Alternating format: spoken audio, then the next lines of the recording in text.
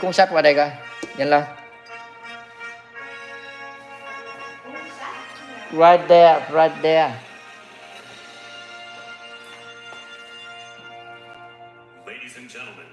Để xuống. Cầm này để bên kia. Đấy, từ từ cái đừng đụng con chuột, đừng đụng chuột.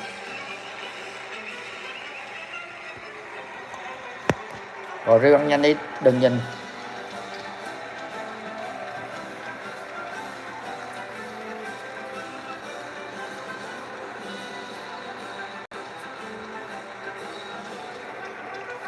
Rồi ăn trái cây rồi đi. Đi đường này nè.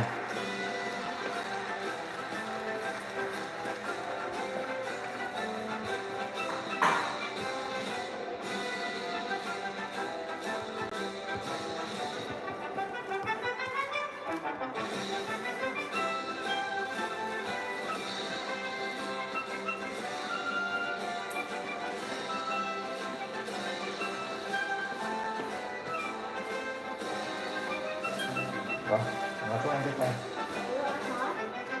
Rồi, ngồi xuống uống nước. Uống hết.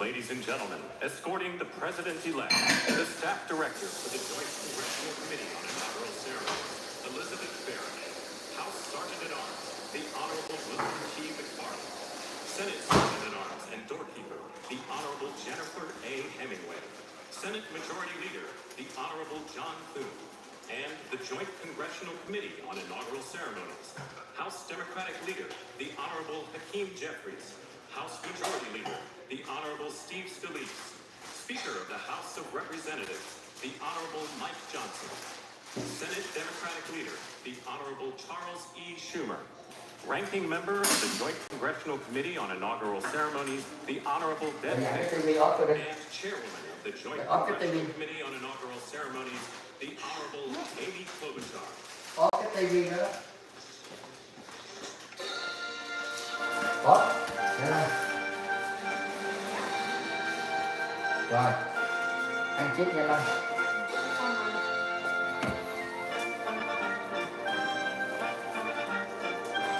Cất giấy nào sạch thì đem cất.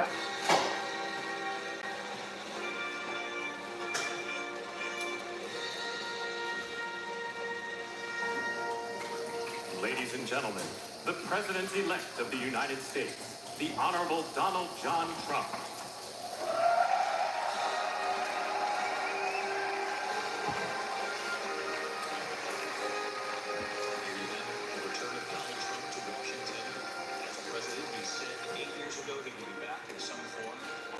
Trying to get in underneath that path that we spoke of Mary Jo. To get the first meetings about that.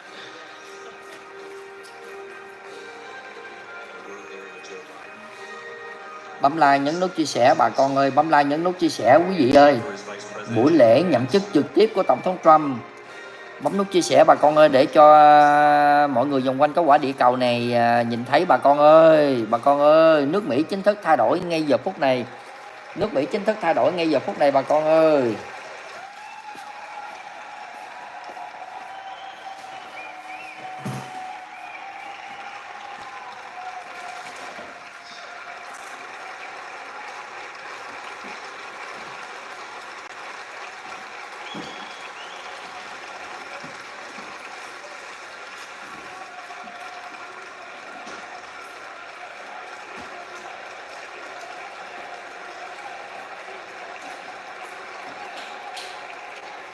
Rồi uống nước đi. Ladies and gentlemen, please be seated.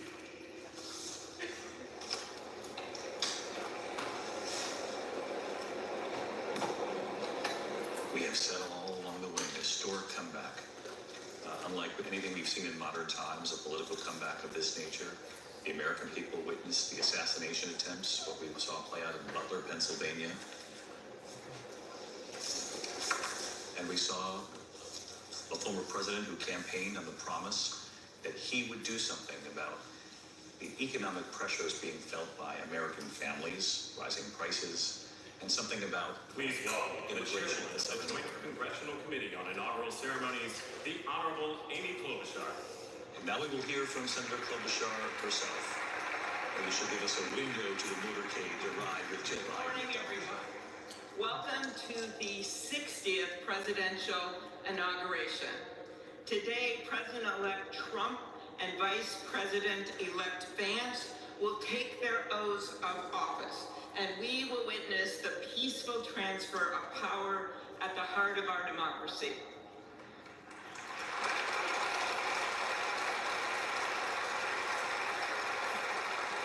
For the past year, I've chaired the inaugural ceremony committee, which includes the leadership of Congress from both parties. We thank the committee and Capitol staff and law enforcement who worked so hard over the last year, and especially the last 3 days. You've done a beautiful job, and you have shown grace under pressure.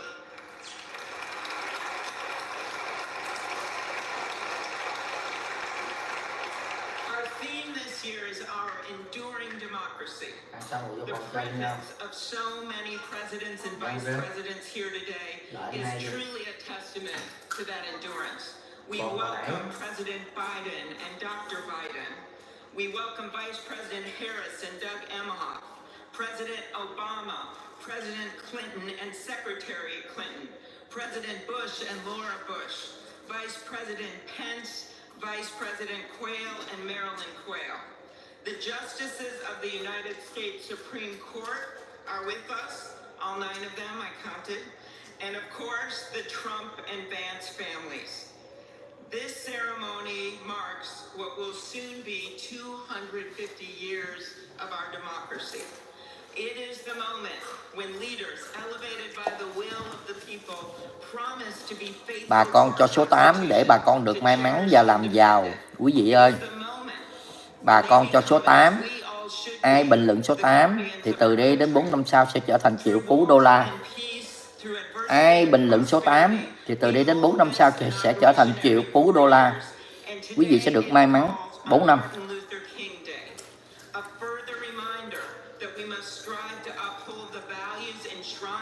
Quý vị còn nhớ cách đây mấy tháng không? Cũng mình ngồi đây, mình bình luận số 8 và Tổng thống Trump đắc cử, nhớ không? Bình luận số 8.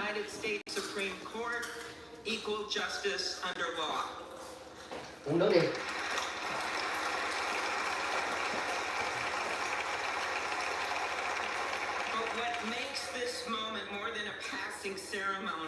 Is all who are watching it across the country, the people of this nation, the ordinary people doing extraordinary things.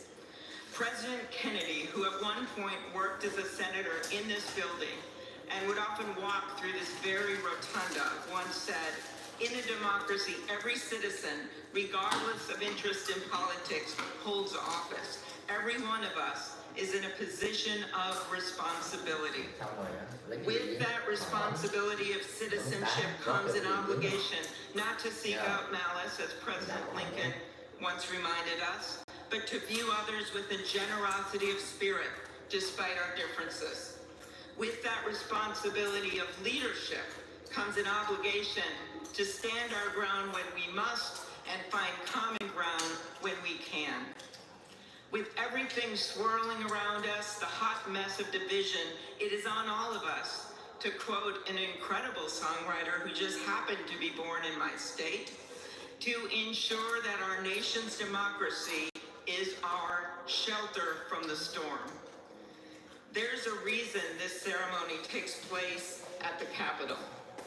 In other countries, it might be in a presidential palace or a gilded executive office building. Here it is traditionally held at the Capitol, the People's House. It is a fitting reminder of the system of checks and balances that is the very foundation of our government. 3 equal branches of government. That is how, for nearly 250 years, our great American experiment, grounded in the rule of law, has endured. So, as we inaugurate a new president and vice president, let us remember that the power of those in this room comes from the people. The construction workers who build our country, the teachers and healthcare workers who nurture us, the troops defending our freedoms, and yes, the firefighters in Los Angeles putting themselves on the line for us.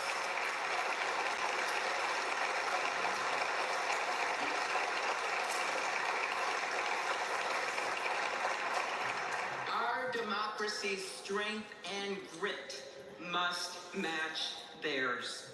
May God bless our nation. Thank you.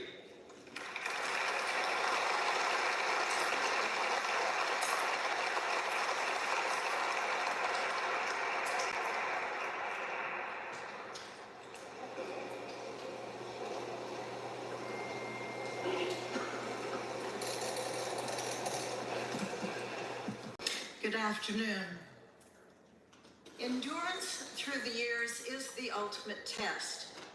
To persevere through time is the truest measure of an idea, an institution, and a nation. Our founders wrote the Constitution so that America could withstand all the twists and turns of time. They wrote it to guide us and to preserve forever our right of life, liberty, and the pursuit of happiness. But as much as the truths and principles enshrined in our Constitution remain the same, our democracy promises the American people the power to change, to chart their own destiny. That's the beauty. That is the importance of democracy. It allows the endurance, the Bấm like, nhấn nút chia sẻ để cho bà con vô nhiều nhiều quý vị ơi.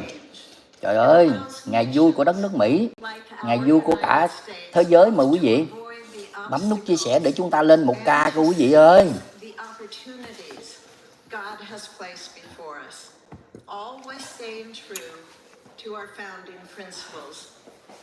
Today is our country's 60th inauguration ceremony. Like all the others before it, it is a celebration of our right to set our uniquely American course. The past several years have been trying at times for many, many Americans, and also for the nations of the free world that we humbly strive to lead. In November, Americans chose again to steer this nation towards greatness, the secure, safe, and prosperous future that our founders envisioned for all of us.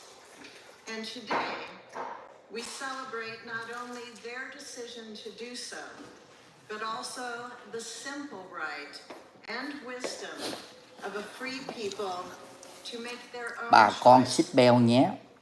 Chút xíu nữa Tổng thống Trump ký những cái sắc lệnh á, liên quan tới crypto, liên quan tới xì tóc đó quý vị. Here we go. Xì tóc nó sẽ bay 7 giờ đêm nay. Xì tóc nó sẽ bay. Chút xíu nữa crypto nó sẽ bay. Chuẩn bị củi lửa nha bà con ơi. Nhấn nút chia sẻ để lên 1000 để cho chúng ta may mắn quý vị ơi. Trời ơi. Sao quý vị siêu ẩn quá vậy? Tổng thống Trump trở lại làm tổng thống mà quý vị siêu ẩn quá vậy? Vui vẻ yêu đời lên. Vui vẻ yêu đời lên. Chuẩn bị đây. Tổng thống Trump chuẩn bị tuyên thệ đây. Tổng thống Trump chuẩn bị tuyên thệ đây.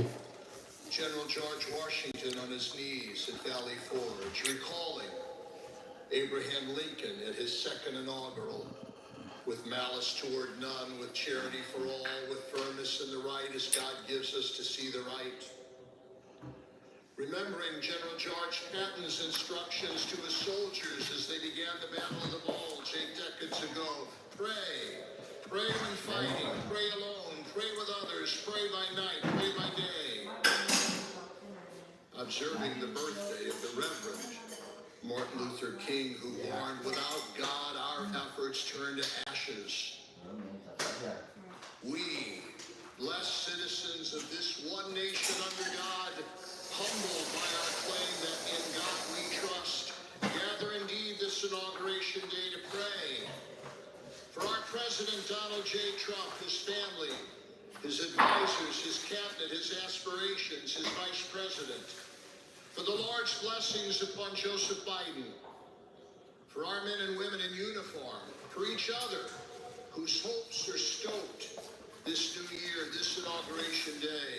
4 năm trời chờ đợi ròng rã, cuối cùng thì giấc mơ của Tony Lê cũng đã trở thành sự thật quý vị ơi. Nhiệm kỳ 1, Tổng thống Trump đã giúp cho Tony Lê trở thành triệu phú đô la. Hy vọng kỳ này Tổng thống Trump cũng sẽ giúp cho tất cả mọi người, không riêng gì Tony Lê, trở thành triệu phú đô la. Please, nhấn nút chia sẻ, bấm số 8. Bà con nào chưa nhấn nút đăng ký, nhớ nhấn nút đăng ký nha. Ai về đội của Tony Lê để muốn trở thành triệu phú đô la thì về đội của Tony Lê. Còn ai mà muốn về đội của Tổng thống Mỹ Joe Biden thì về nhà dưỡng già. Về hưu, right here, ok? Right here. Đó, ai muốn về đội của Tony Lê trở thành triệu phú đô la thì nhấn nút chia sẻ, bấm nút like, bấm nút đăng ký.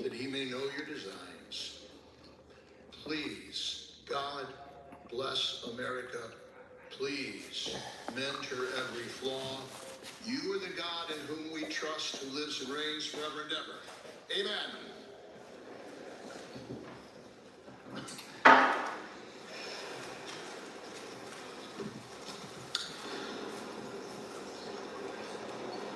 Mr. President, the last 4 years, there are times I'm sure you thought it was pretty dark. But look what God has done. We praise him and give him glory.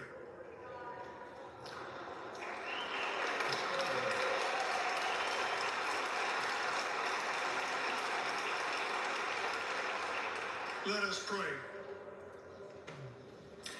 Our Father and our God, thou hast said, blessed is the nation whose God is the Lord.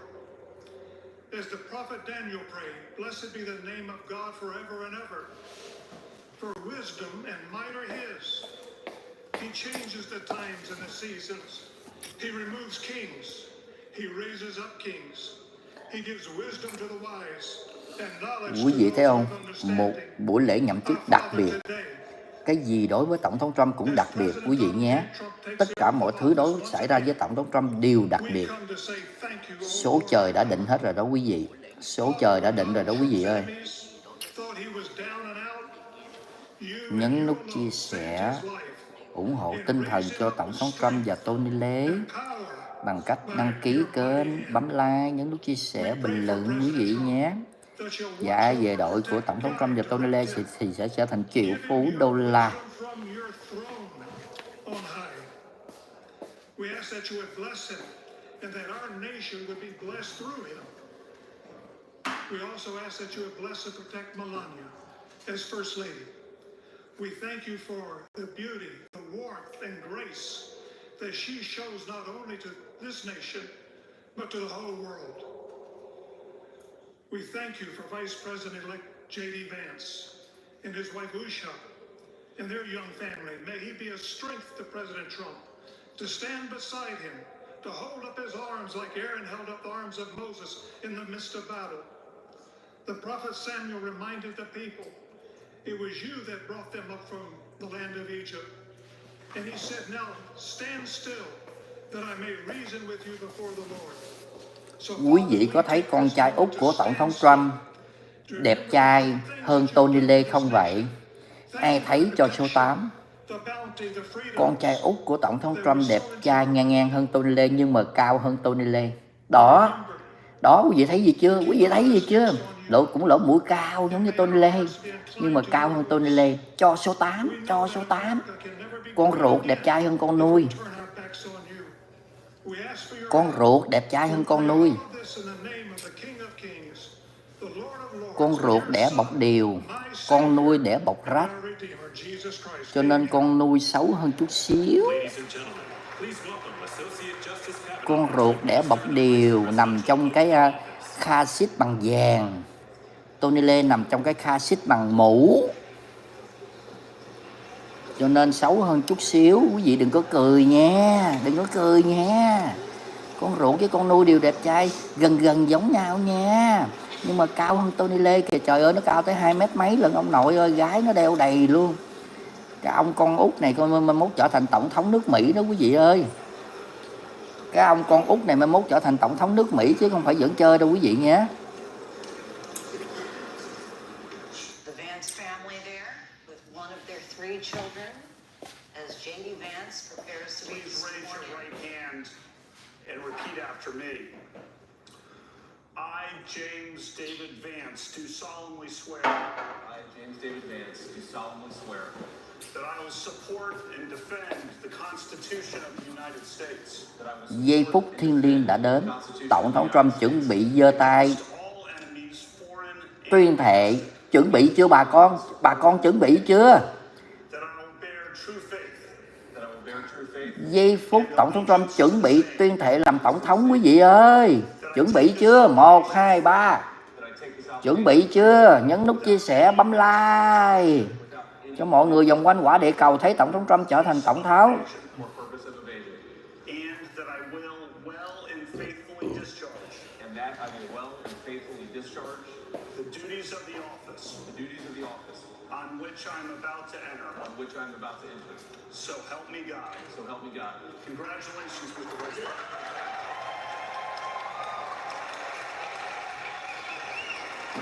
His president, his wife, his children racing, his moment of history, and of course, the president, the 47th president, will be next. A handshake from him right there.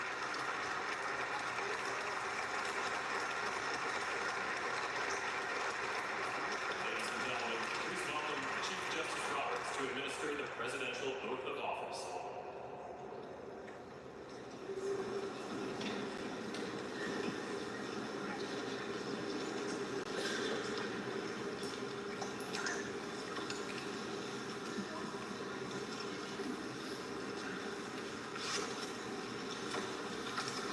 Please raise your right hand and repeat after me.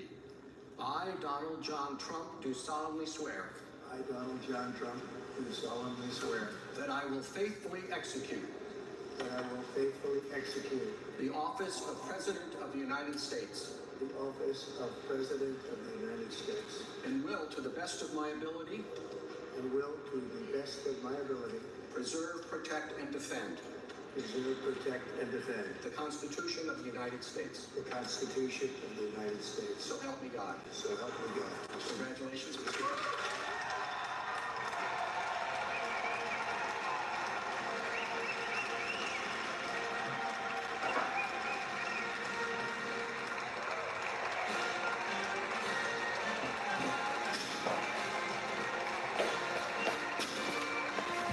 Yes, chúng ta đã có Tổng thống Trump. Quý vị ơi, quý vị à, vỗ tay, vỗ tay.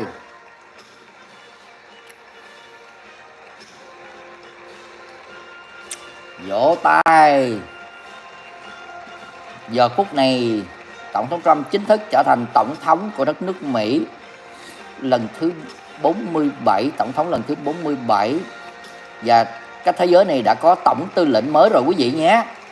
Chúc mừng nước Mỹ cũng như là chúc mừng người dân Mỹ và thế giới của chúng ta. Đây, đệ nhất phu nhân mới. Quý vị thấy không? Đây, con trai út của Tổng thống Trump tương lai sẽ trở thành tổng thống của đất nước Mỹ đây quý vị. Yes. Rồi bây giờ chúng ta sẽ chờ đợi coi Tổng thống Trump sẽ ký những cái dự luật gì, những cái sắc lệnh gì hay là phát biểu gì quý vị nhớ nha. Chờ đợi đi, chờ đợi đi. Cái buổi lễ nhậm chức vẫn còn nha quý vị, đừng đi đâu xa quá, đừng đi đâu xa quá.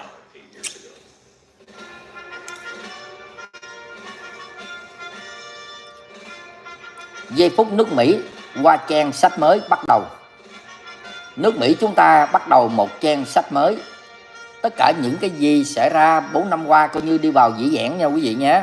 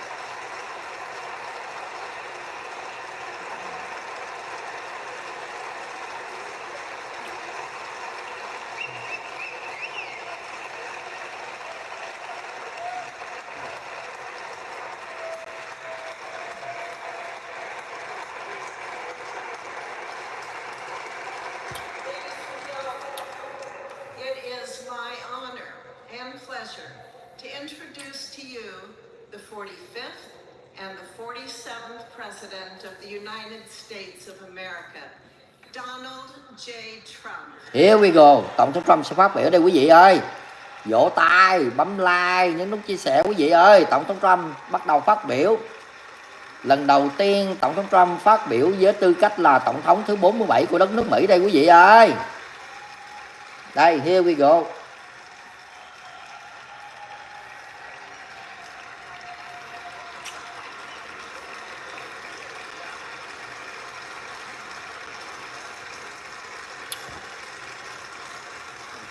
Thank you very much, everybody. Thank you very, very much. Vice President Vance, Speaker Johnson, Senator Thune, Chief Justice Roberts, Justices of the United States Supreme Court, President Clinton, President Bush, President Obama, President Biden, Vice President Harris, and my fellow citizens. The golden age of America begins right now.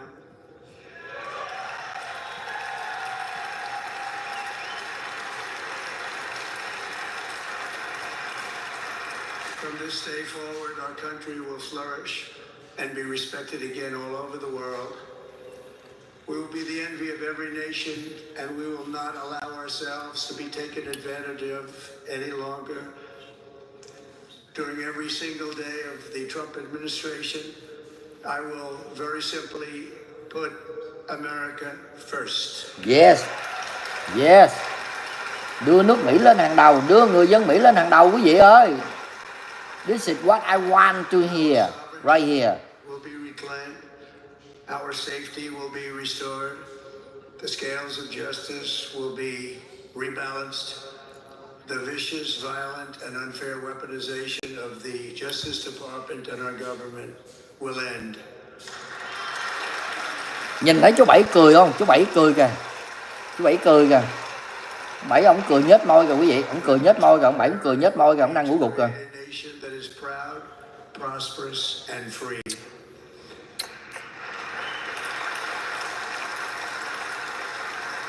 America will soon be greater, stronger, and far more exceptional than ever before. Yes, come on, yes. Tự hào là người công dân Mỹ ngay giờ phút này quý vị ơi. And optimistic that we are at the start of a thrilling new era of national success. A tide of change is sweeping the country. Sunlight is pouring over the entire world. And America has the chance to seize this opportunity like never before. But first, we must be honest about the challenges we face. While they are plentiful, they will be annihilated by this great momentum that the world is now witnessing in the United States of America. As we gather today, our government confronts a crisis of trust. For many years, a radical and corrupt establishment has extracted power and wealth from our citizens while the pillars of our society lay broken and seemingly in complete disrepair. We now have a government that cannot manage even a simple crisis at home, while at the same time stumbling into a continuing catalog of catastrophic events abroad. It fails to protect our magnificent law-abiding American citizens but provide sanctuary and protection for dangerous criminals, many from prisons and mental institutions that have illegally entered our country from all over the world. We have a government that has given unlimited funding to the defense of foreign borders, but refuses to defend American borders or, more importantly, its own people. Đó, cái nồi súp của bệnh nó ăn hết luôn đi, rồi rửa nồi luôn. In times of emergency, as recently shown by the wonderful people of North Carolina, been treated so badly.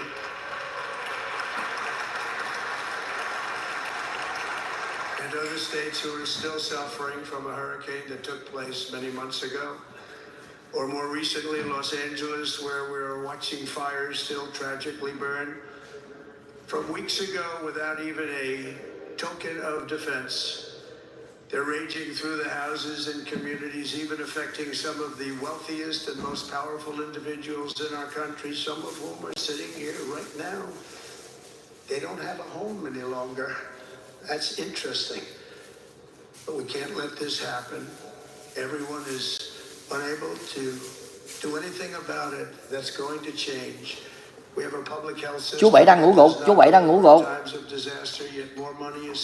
Bà cầm ba lá, bà đang nhìn với một cái ánh mắt hận thù, tiếc rẻ. To hate our country despite the love that we try so desperately to provide to them. All of this will change starting today, and it will change very quickly. Yes.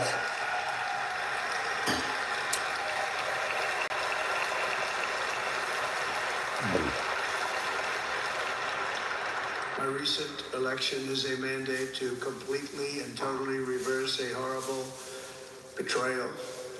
And all of these many betrayals that have taken place, and to give the people back their faith, their wealth, their democracy, and indeed their freedom. From this moment on, America's decline is over. Quá hay luôn, quá hay luôn. Bài phát biểu đó, nhìn ông Bảy ông cười mỉa mai kìa, nhìn ông Bảy ông cười mỉa mai kìa bà con, nhìn kìa. Will no longer be denied, and we will immediately restore the integrity, competency, and loyalty of America's government. Over the past 8 years, I have been tested and challenged more than any president in our 250-year history, and I've learned a lot along the way. The journey to reclaim our republic has not been an easy one, that I can tell you. Those who wish to stop our cause have tried to take my freedom and indeed to take my life. Just a few months ago in a beautiful Pennsylvania field, an assassin's bullet ripped through my ear. But I felt then, and believe even more so now, that my life was saved for a reason. I was saved by God to make America great again.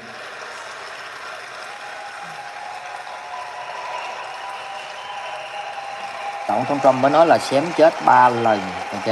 Thành ra cái lòng tin của Tổng thống Trump còn dữ dội hơn nữa.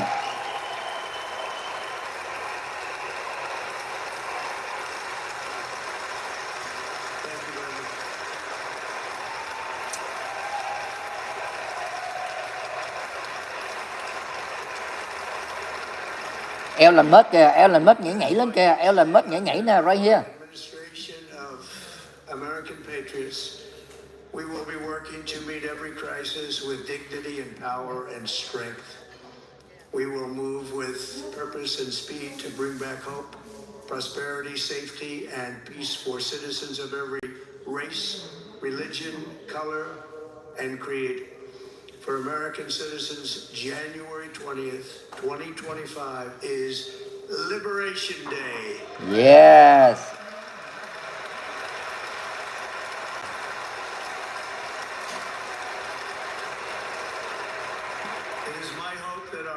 Presidential election will be remembered as the greatest and most consequential election in the history of our country. As our victory showed, the entire nation is rapidly unifying behind our agenda with dramatic increases in support from virtually every element of our society, young and old, men and women, African Americans, Hispanic Americans, Asian Americans, urban, suburban, rural, and very importantly, we had a powerful win in all 7 swing states, and the popular vote, we won by millions of people. To the Black and Hispanic communities, I want to thank you for the tremendous outpouring of love and trust that you have shown me with your vote. We set records, and I will not forget it.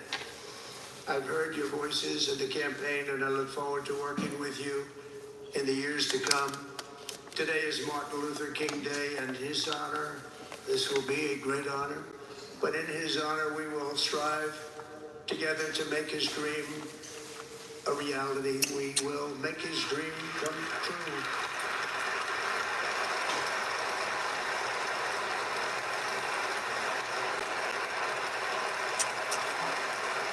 Quý vị thấy những gì mà Tổng thống Trump phát biểu là không có máy nhắc chữ luôn đó quý vị, ghê gớm chưa? National unity is now returning to America, and confidence and pride is soaring like never before. In everything we do, my administration will be inspired by a strong pursuit of excellence and unrelenting success. We will not forget our country. We will not forget our Constitution, and we will not forget our God. Thank you, Ben.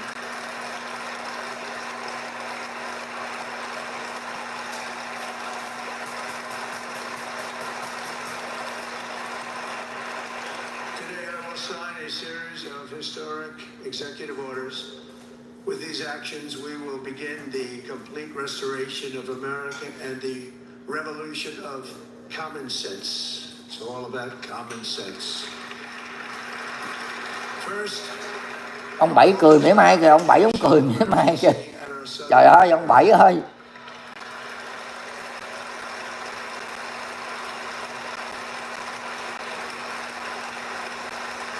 Bấm like quý vị ơi, quý vị quên bấm like luôn rồi kìa.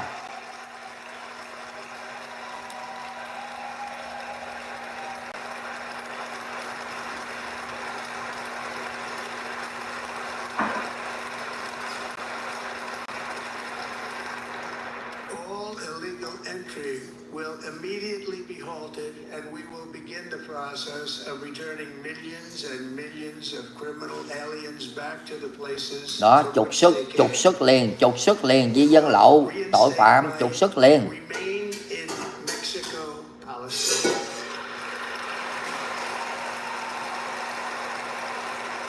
I will end the practice of catch and release. And I will send troops to the southern border to repel the disastrous invasion of our country. Trục xuất ngay lập tức, hàng triệu người di dân lậu sẽ trục xuất liền. Today we will also be designating the cartels as foreign terrorist organizations.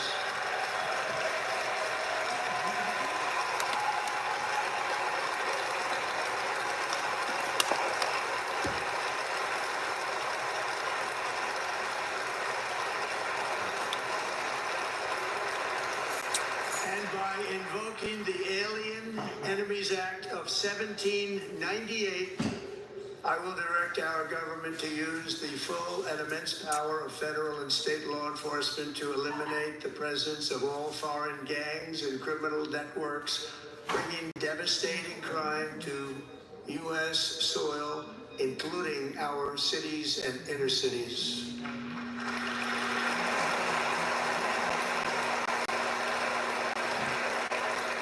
As Commander-in-Chief, I have no higher responsibility than to defend our country from threats and invasions, and that is exactly what I am going to do.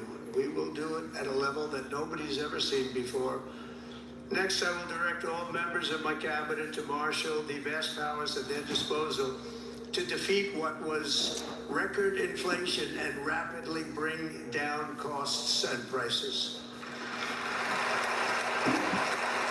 Đây bắt đầu tổng thống Trump bắt đầu phát biểu về kinh tế nè quý vị.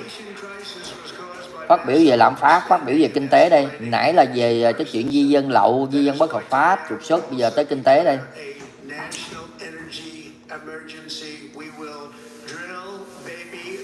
Đó, thấy chưa? Khoan dầu, khai thác dầu hỏa, yes. Tối nay cổ phiếu dầu hỏa nó sẽ bay má nhận không ra luôn, tối nay.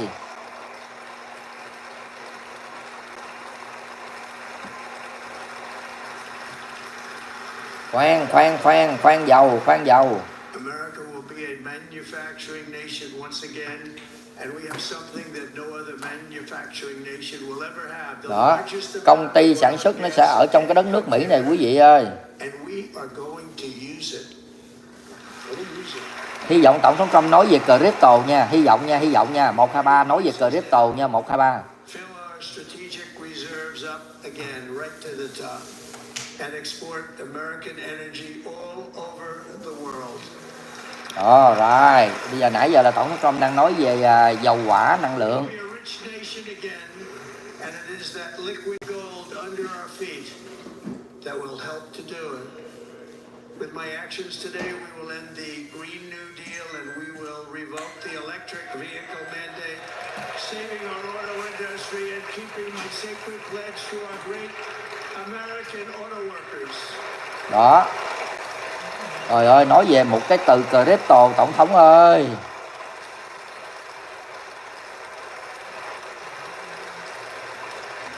In other words, you'll be able to buy the car of your choice.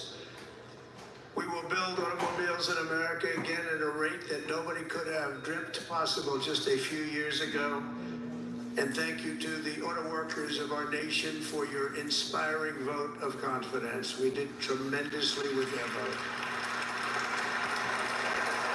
I will immediately begin the overhaul of our trade system to protect American workers and families. Instead of taxing our citizens to enrich other countries, we will tariff and tax foreign countries to enrich our citizens. Yes. Người dân Mỹ sẽ không bị đóng thuế nữa. Hy vọng là cái dự luật này sẽ được thông qua quý vị ơi. Chúng ta sẽ không còn đóng thuế, tức là đi làm đóng thuế đúng không? Hy vọng là trong tương lai chúng ta sẽ không đi làm đóng thuế nữa. Amounts of money pouring into our treasury coming from foreign sources. The American dream will soon be back and thriving like never before.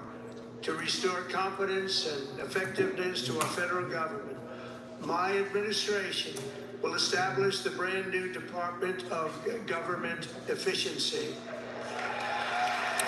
Tổng thống Trump sẽ làm một cái dự luật, một cái nói nôm na là sẽ không để cho người dân Mỹ đóng thuế nữa đâu quý vị ơi. Chúng ta đi làm chúng ta sẽ lãnh hết tiền.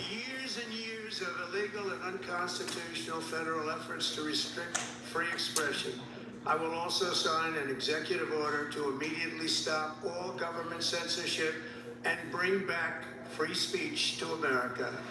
Yeah, tự do ngôn luận cho người dân Mỹ. Mình không có bị cấm ngôn luận nữa rồi quý vị ơi, tự do sự biết. Be weaponized to persecute political opponents. Something I know something about. We will not allow that to happen. It will not happen again. Under my leadership, we will restore fair, equal, and impartial justice under the constitutional rule of law. Hy vọng Tổng thống Trump nói về một từ crypto quý vị ơi. Crypto. Bring law and order back to our cities. This week, I will also end the government policy of trying to socially engineer race and gender into every aspect of public and private life.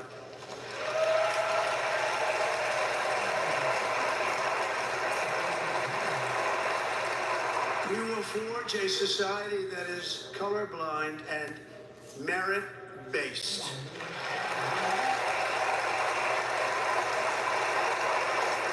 As of today, it will henceforth be the official policy of the United States government that there are only two genders, male and female.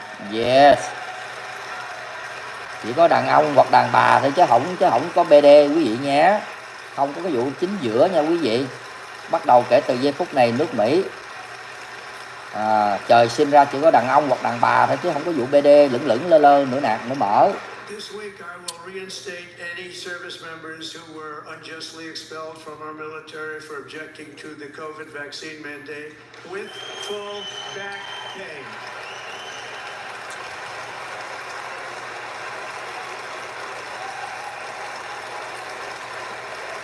Bây giờ hy vọng Tổng thống Trump nói tới crypto, please. From being subjected to radical political theories and social experiments while on duty. It's going to end immediately. Our armed forces will be free to focus on their sole mission, defeating America's enemies.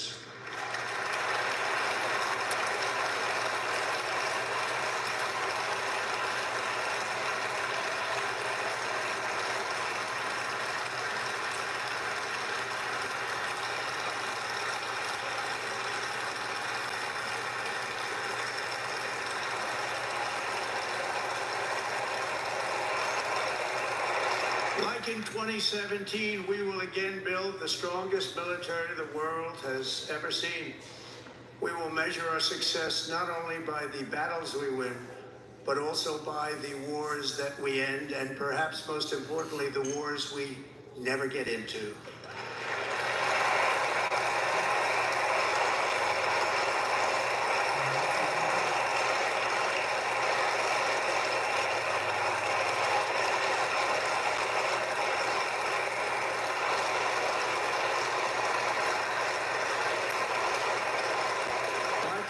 Legacy will be that of a peacemaker and unifier. That's what I want to be, a peacemaker and a unifier.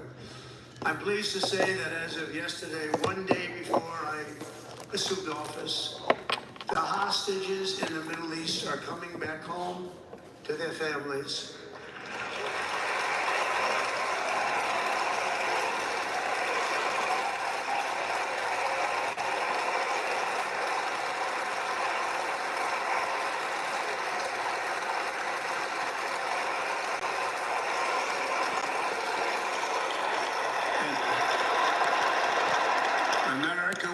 Claim its rightful place as the greatest, most powerful, most respected nation on earth, inspiring the awe and admiration of the entire world. A short time from now, we are going to be changing the name of the Gulf of Mexico to the Gulf of America, and we will restore the name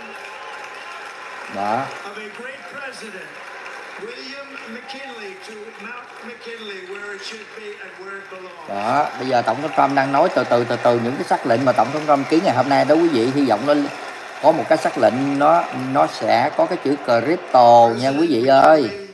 Made our country very rich through tariffs and through talent.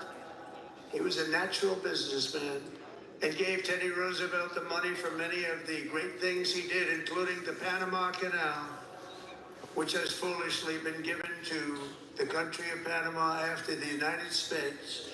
The United States, I mean, think of this, spent more money than ever spent on a project before and lost 38,000 lives in the building of the Panama Canal.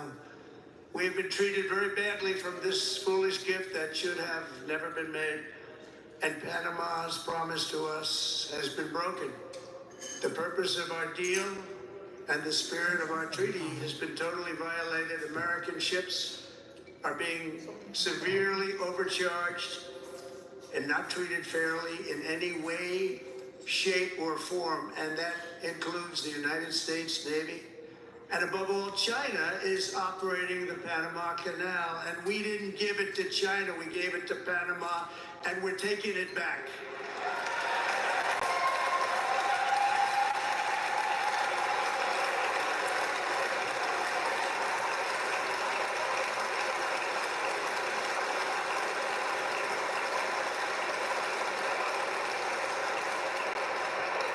above all, my message to Americans today is that it is time for us to once again act with courage, vigor, and the vitality of history's greatest civilization. So as we liberate our nation, we will lead it to new heights of victory and success. We will not be deterred. Together we will end the chronic disease epidemic and keep our children safe, healthy, and disease-free. The United States will once again consider itself a growing nation, one that increases our wealth, expands our territory, builds our cities, raises our expectations, and carries our flag into new and beautiful horizons. And we will pursue our manifest destiny into the stars, launching American astronauts to plant the stars and stripes on the planet Mars.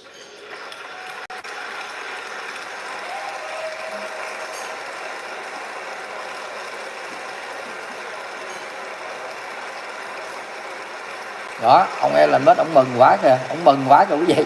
Ông Elon Musk ông nghe tổng thống Trump nói là đi lên sao Hỏa, cái ông mừng quá kìa, cười quá trời cười kìa.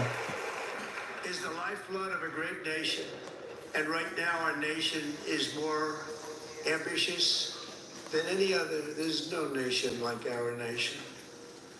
Americans are explorers, builders, innovators, entrepreneurs, and pioneers.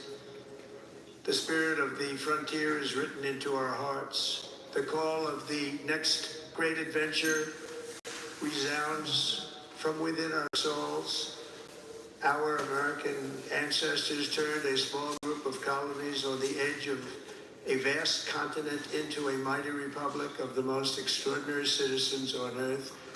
No one comes close. Americans pushed thousands of miles through a rugged land of untamed wilderness.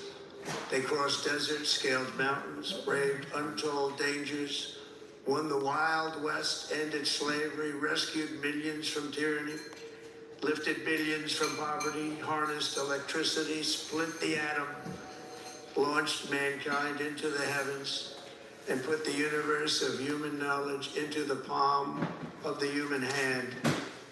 If we work together, there is nothing we cannot do, and no dream we cannot achieve.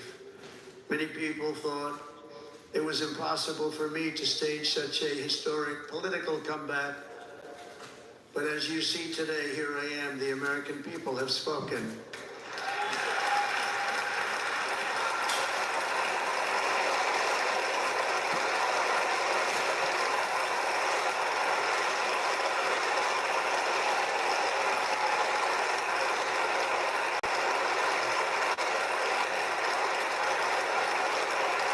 I stand before you now as proof that you should never believe that something is impossible to do. In America, the impossible is what we do best.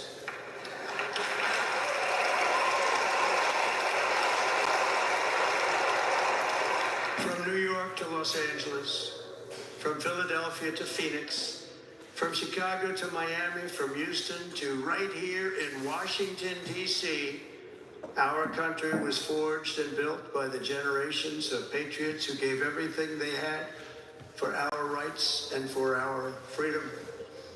They were farmers and soldiers, cowboys and factory workers, steel workers and coal miners, police officers and pioneers who pushed onward, marched forward, and let no obstacle defeat their spirit or their pride. Together they laid down the railroads, raised up the skyscrapers, built great highways, won 2 world wars, defeated fascism and communism, and triumphed over every single challenge that they faced. After all we have been through together, we stand on the verge of the 4 greatest years in American history. With your help, we will restore America's promise, and we will rebuild the nation that we love, and we love it so much. We're one people, one family, and one glorious nation under God. So to every parent who dreams for their child, and every child who dreams for their future, I am with you, I will fight for you, and I will win for you. We're going to win like never before.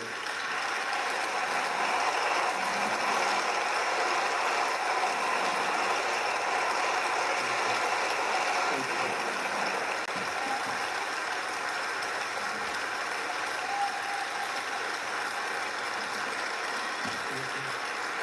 Thank you. In recent years, our nation has suffered greatly, but we're going to bring it back and make it great again, greater than ever before. We will be a nation like no other, full of compassion, courage, and exceptionalism. Our power will stop all wars and bring a new spirit of unity to a world that has been angry, violent, and totally unpredictable. America will be respected again and admired again, including by people of religion, faith, and goodwill. We will be prosperous. We will be proud. We will be strong, and we will win like never before. We will not be conquered. We will not be intimidated. We will not be broken, and we will not fail. From this day on, the United States of America will be a free, sovereign, and independent nation. We will stand bravely. We will live proudly. We will dream boldly, and nothing will stand in our way because we are Americans. The future is ours, and our golden age has just begun. Thank you. God bless America. Thank you all. Thank you.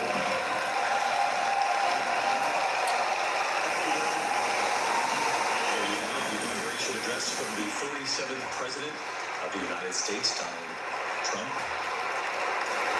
30 minutes long. His first inauguration some 8 years ago was about 16 minutes, 14 seconds to be exact.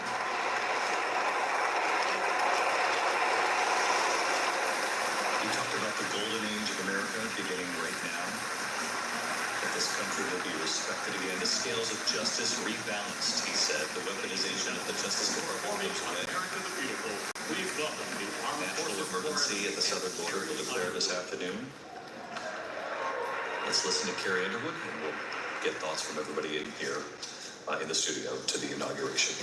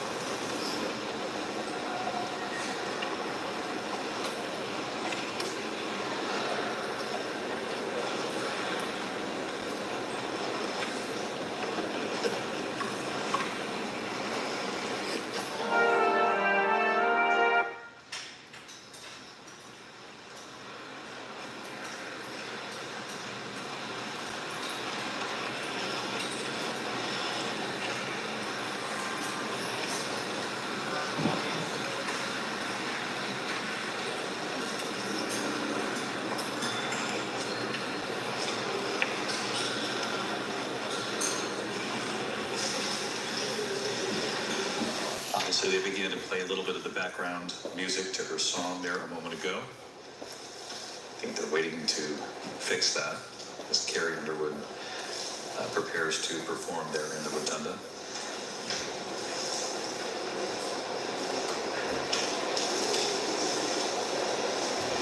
Obviously, this is inside because of the weather today, but it does take on a distinctly different flavor instead of being on the west front of the Capitol and the platform where everybody is sort of spread out. It was quite something to watch the president-elect, now the president as 47th president of the United States, deliver his inaugural address, with the outgoing president and vice president sitting right there beside him in just about every shot on all of the major points. When he talked about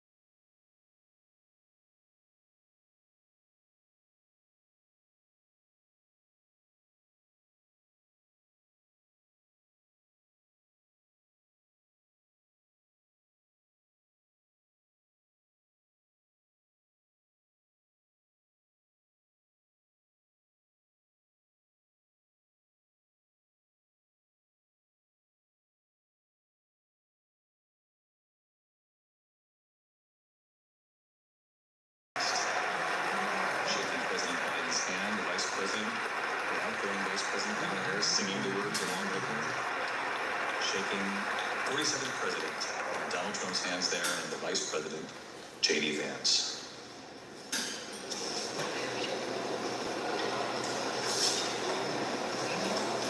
Ladies and gentlemen, Senator Fisher will now introduce the benediction clergy. I now call on Rabbi Ari Berman, Pastor Lorenzo Sewell, and Reverend Frank Mann to provide prayers of benediction.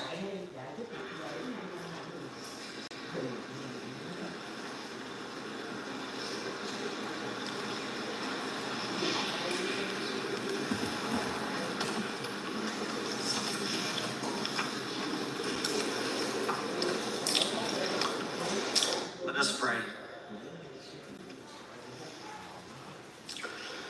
Almighty God, your prophet Jeremiah walked the streets of Jerusalem and blessed its inhabitants with the Hebrew words, Baruch HaGever Eshe Yiftach BaHashem. Blessed is the one who trusts in God. Thousands of years later, this great nation, which adopted these words as its motto, "In God we trust," stands at a moment of historic opportunity. Americans are searching for meaning. Our merciful Father, help us rise to meet this moment. Bless President Donald J. Trump and Vice President J.D. Vance with the strength and courage to choose the right and the good. Unite us around our foundational biblical values of life and liberty, of service and sacrifice, and especially of faith and morality, which George Washington called the indispensable supports of American prosperity. Guide our schools and college campuses, which have been experiencing such unrest, to inspire the next generation to pair progress with purpose, knowledge with wisdom, and truth with virtue. Hear the cry of the hostages, both American and Israeli, whose pain our president so acutely feels. We are so thankful for the 3 young women who yesterday returned home, and pray that the next 4 years brings peace to Israel and throughout the Middle East. Almighty God, grant all Americans the opportunity to realize our shared dream of a life filled with peace and plenty, health and happiness, compassion and contribution. Stir within us the confidence to rise to this moment. For while we trust in God, God's trust is in us, the American people. America is called to greatness, to be a beacon of light and a mover of history. May our nation merit the fulfillment of Jeremiah's blessing, that like a tree planted by water, we shall not cease to bear fruit. May all of humanity experience your love and your blessing. May it be thy will, and let us say, Amen. Let us pray for our 47th president. Heavenly Father, we're so grateful that you gave our 45th and now our 47th president a millimeter miracle. We are grateful that you are the one that have called him for such a time as this, that America would begin to dream again. We pray that we would fulfill the true meaning of our creed, that we hold these truths to be self-evident, that all men are created equal. We pray that you use our president, that we will live in a nation where we will not be judged by the color of our skin, but by the content of our character. Heavenly Father, in the name of Jesus, we are so grateful today that you will use our 47th president so we would sing with new meaning, my country 'tis of thee. Sweet land of liberty, of thee I sing. Land where my fathers died, land of the pilgrim's pride, from every mountainside. Let freedom ring, and because America is called to be a great nation, we believe that you will make this come true. So let freedom ring. From the prodigious hilltops of New Hampshire, let freedom ring. From the mighty mountains of New York, let freedom ring. From the heightening Alleghenies of Pennsylvania, let freedom ring. From the snow-capped Rockies of Colorado, let freedom ring. From the curvaceous hilltops of California, but God, we're asking you not only that, let freedom ring from Stone Mountain, Georgia. Let freedom ring from Lookout Mountain of Tennessee. Let freedom ring from every hill and every molehill in Mississippi, from every state, every city, every village, and every hamlet. And when we let freedom ring, we will be able to speed up that day. All of your children, black men and white men, Protestant and Catholic, Jew and Gentile, will be able to sing in the meaning of that old Negro spiritual. Free at last, free at last. Thank you, God Almighty. We are free at last. If you believe what the Spirit of the Lord is, there is liberty. Come on, put your hands together and give your great God great glory.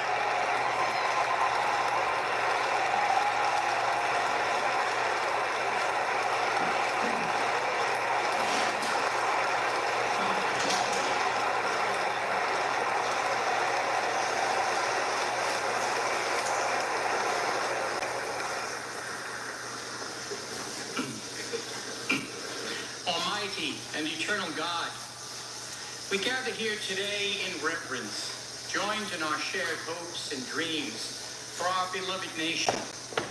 In this sacred moment of the inauguration of President Donald J. Trump and Vice President J.D. Vance, we turn our hearts to you, seeking your divine assistance and abundant blessings upon this pivotal moment in history. We come before you with profound gratitude for the many gifts you have bestowed upon our land. Thank you for the freedoms we cherish, for the strength of our communities, and for the resilience of our spirit. As our President and Vice President embrace their newly appointed roles, we humbly implore that your everlasting love and wisdom will envelop them. Grant them the clarity of mind to navigate the challenges that lie ahead, and the compassion to serve all citizens with fairness and integrity.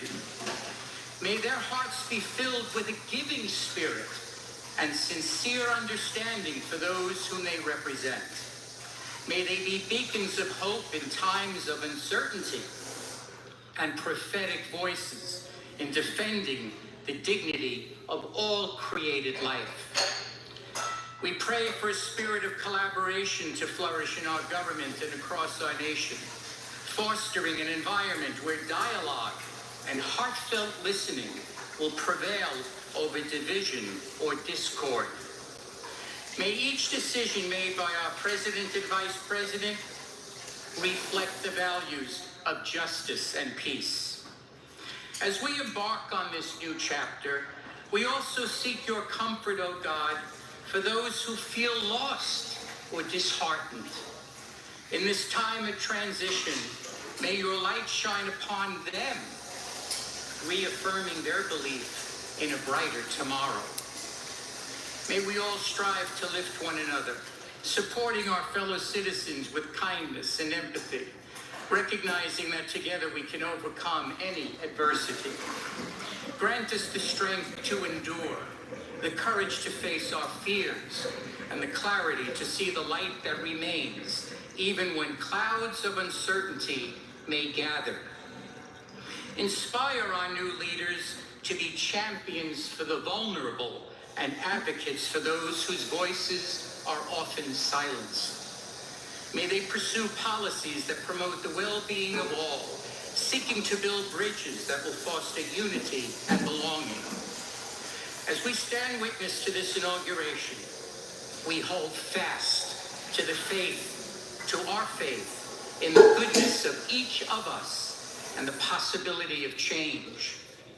We trust that with your guidance, O God, our nation can move forward to a future filled with promise, prosperity, and understanding. And finally, we lift our hearts in gratitude for the beloved parents of President Trump.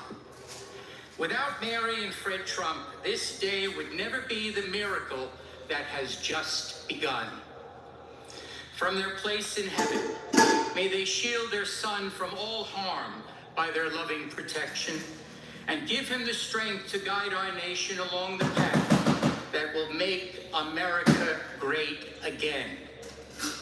Let us go forth now with these words of President Trump's emblazoned on our hearts.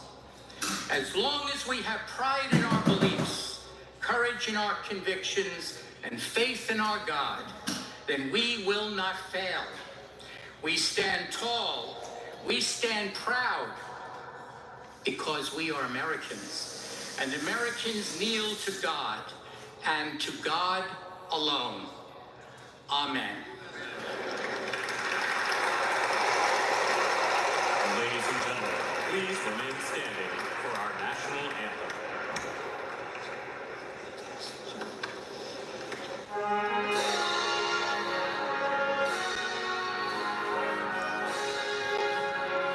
Quốc ca nước Mỹ nè quý vị ơi.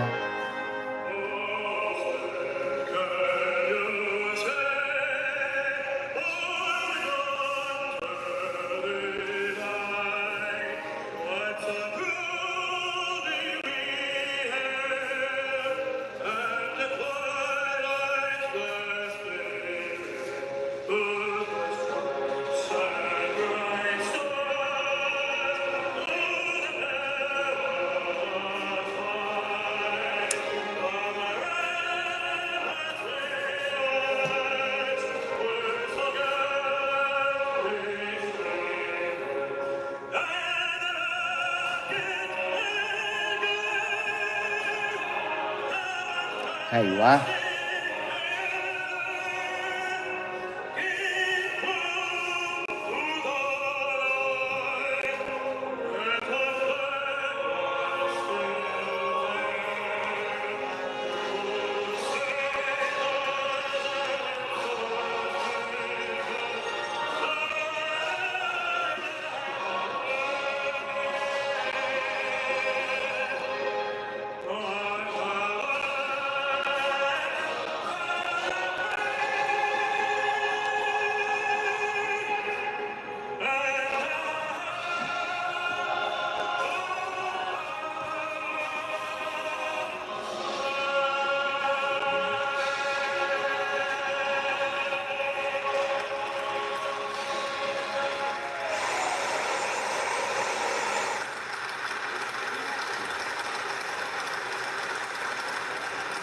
Ladies and gentlemen, please be seated.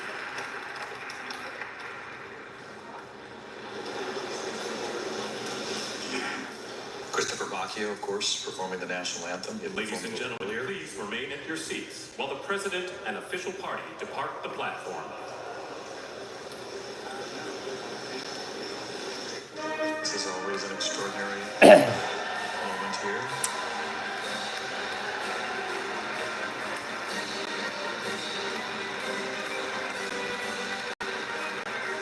The President and First Lady now leaving. President Donald Trump, 47th President of the United States, First Lady Melania Trump, they have returned 8 years after first coming to Washington.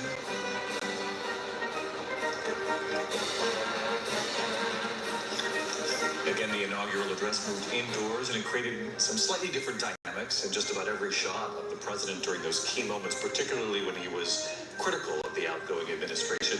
The outgoing administration would almost always be in the camera shot in some form or fashion, which made this slightly different from usual. There we see the president and first lady leaving. Lindsay Davis, what did you make of the address?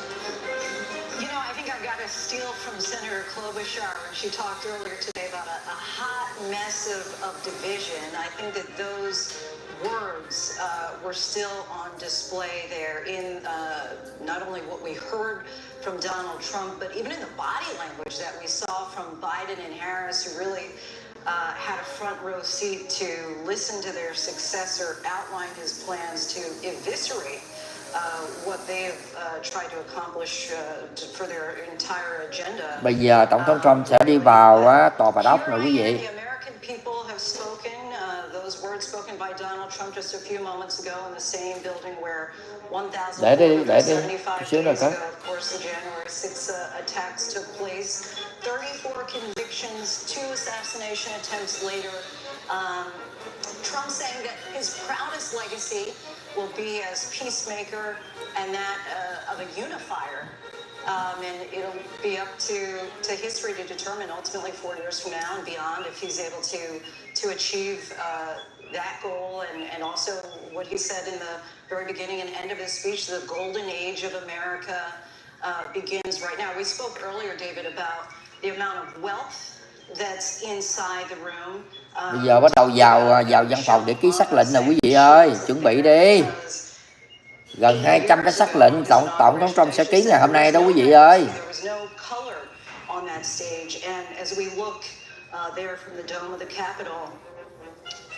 I would be remiss if I said it did not really reflect that of the American population when it comes to diversity, at least by what we see represented in the room, perhaps additionally by wealth. But Donald Trump did say that we will forge a society that is colorblind and merit-based.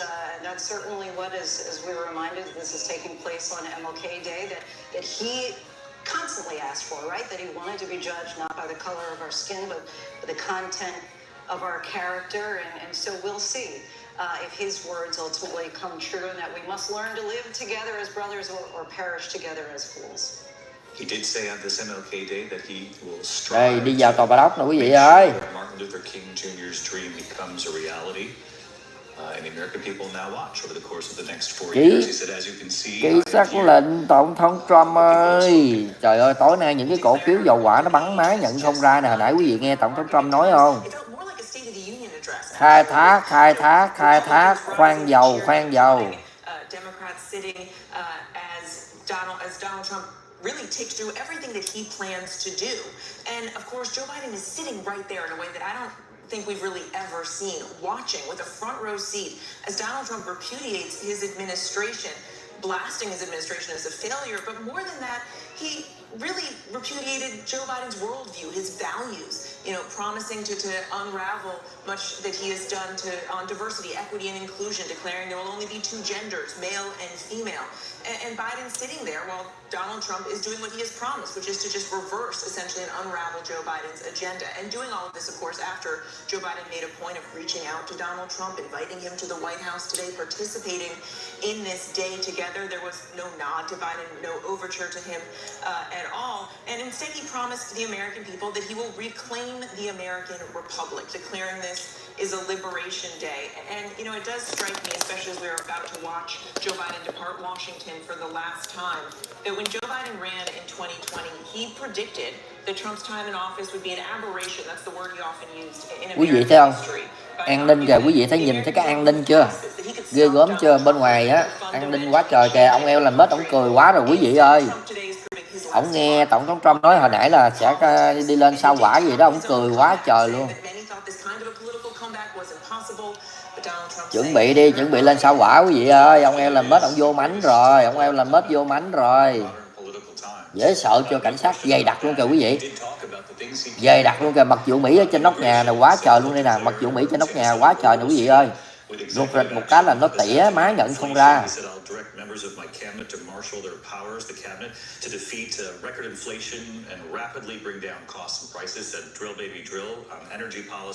Đúng rồi chị Thu Đỗ ơi. Dạ, cho dù Tổng thống Trump nhậm chức trong nhà nhưng mà cũng hoành tráng hơn 4 năm trước dưới cái thời của ông Biden. Chỉ có 400 lá cờ gì ở ngoài sân á. Dạ, đây chú Sáu của chúng ta là chú Sáu xuất hiện rồi kìa. 4 năm trước thì ông Bảy ổng ổng nhậm chức không có một bóng người, chị nhắc em mới nhớ, còn là lá cờ không à, không có một con ma dự. Tổng thống Trump nhậm chức trong nhà nhưng mà cũng đông đảo hơn, hoành tráng hơn là cái thời ông Biden nhậm chức.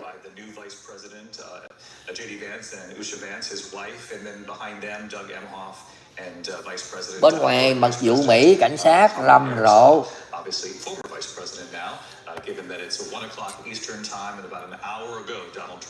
Dạ, cảm ơn anh Khánh Lê, cảm ơn anh Tạ Đo. Đây vợ chồng ông Bill Clinton đây.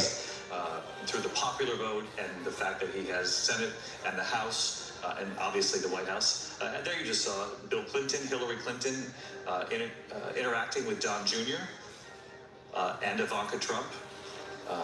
Ivanka đây, Ivanka con gái của tổng thống Trump đây. Connected in any kind of way with the Clintons reaching a hand out to the Trump family as they leave. Barron, Jared Kushner there shaking hands with the Clintons. Always interesting to see these sort of interpersonal dynamics. We're about to see. Bây giờ bắt đầu tổng thống Trump sẽ ngồi xuống cái ghế tổng thống. Giây phút đầu tiên sẽ cầm cái viết lên và ký hàng trăm cái sắc lệnh đây nè quý vị ơi.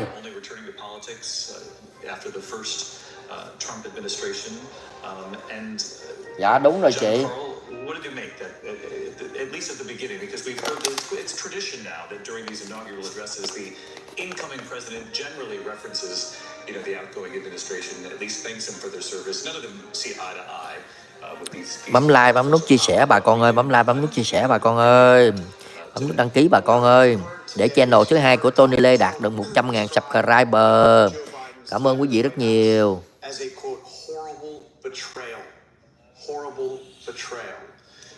This wasn't the American carnage speech of 8 years ago, but it was a harsh condemnation of the outgoing president and a promise of a new age and the implicit, even the optimistic parts of Đây bây giờ bắt đầu giây phút chú Bảy rời khỏi tòa Bạch Ốc nè quý vị ơi. Đây là giây phút chú Bảy rời khỏi tòa Bạch Ốc đây nè quý vị ơi. Tổng thống Mỹ Joe Biden sẽ bắt đầu chính thức rời khỏi tòa Bạch Ốc giây phút này nè quý vị. Obviously a consultant here with ABC News as we watched the Trump family leave, Don Jr. And Don Jr., who helped his father navigate this campaign, orchestrated the campaign in many respects, helped make some key decisions, or at least push his father in that direction. Obviously, J.D. Vance is the biggest decision that Don Jr. had suggested. RFK Jr. was something he pushed as well. Ivanka and Jared leaving there. Eric and Lara, who is obviously a rising star. Đây, con trai út của tổng thống Trump đi cuối cùng. As I mentioned earlier, for Marco Rubio's Senate seat for a time, we'll be watching her because her next step will be, if it's in the political world, and many believe it will be, given her clout now, having run the RNC and what was a very successful effort to get her father-in-law back to the White House. But Mark, I think about the setting as we've been talking about for this address, not on the western side of the Capitol, on that large stage, if you will, that allows it actually for the speech to be the incoming president is the central figure. Everybody else is sort of off to the sides. They're sort of spread out, if you will. This was very intimate, which forces actually this sort of visual where you're seeing the outgoing president and vice president intimately listen to what the incoming president has to say, which actually sort of elevated what he was trying to accomplish there today. You're absolutely right. It was such a harsh repudiation of Joe Biden and. Đây, giờ bắt đầu ông Bảy sẽ đi ra khỏi tòa Bạch Ốc giây phút này đây. Đây, quý vị gửi một lời chào tạm biệt đến tổng thống Mỹ Joe Biden cũng như là đệ nhất phu nhân, cụ đệ nhất phu nhân quý vị nhé. Gửi lời chào tạm biệt đến tổng thống Mỹ Joe Biden quý vị ơi. Cảm ơn tổng thống Mỹ Joe Biden đã phục vụ cho đất nước Mỹ 4 năm vừa qua dưới cái chức vụ là tổng thống Mỹ.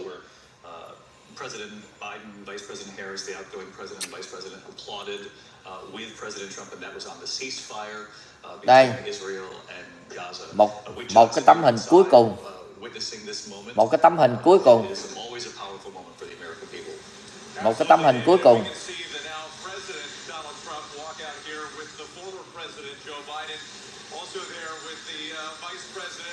and former Vice President, their spouses as well. And you see the congressional committee lined up behind them.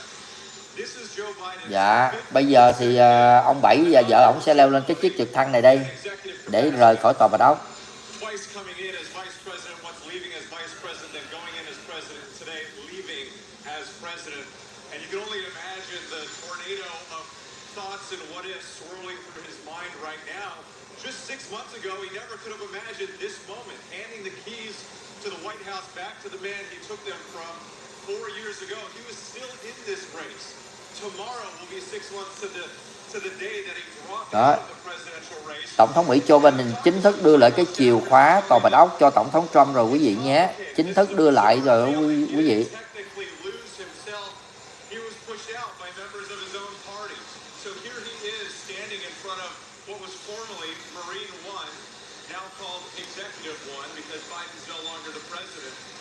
Getting ready to say goodbye to a city he's worked out of for half a century. And for Joe Biden, forgive me as I'm just sort of taking in this moment, it is remarkable to see all of this, but he called himself a bridge president to a new generation, and now here he is. I don't think he imagined that next president being Donald Trump. David? Wade Johnson, thank you. You're right, he did say he would be a bridge to the next generation, and what's happened instead is a bridge back to the previous administration. Donald Trump returning to the White House as 47th president. Watching the Vice President Kamala Harris leave as J.D. Vance, đây, his wife, watch. bà Kamala, bà chính thức lên xe rời khỏi tòa Bạch Ốc. Giây phút này đây. That's it. Her job is finished. The last 4 years, now it's finished right now. Rồi sau đó bắt đầu mới tới phiên cựu tổng thống Joe Biden.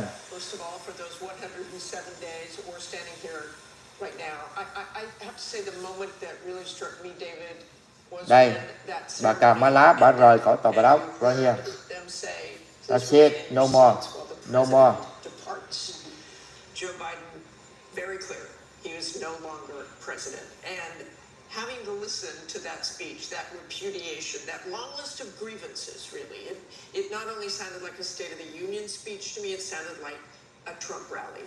He was talking to his voters, those support him, and there are millions and millions and millions of those voters. Đây, bây giờ bắt đầu tiễn đưa chú Bảy lên cái chiếc trực thăng để rời khỏi tòa Bạch Ốc đây. Ok, mới vừa đưa chìa khóa cho Tổng thống Trump xong rồi, bây giờ đi đây. Trả lại tòa Bạch Ốc cho Tổng thống Trump đây, mà ông ta đã lấy 4 năm về trước. 4 năm về trước thì ông Bảy ông lấy cái chìa khóa từ tay Tổng thống Trump. Bây giờ thì ông phải trả lại cho Tổng thống Trump.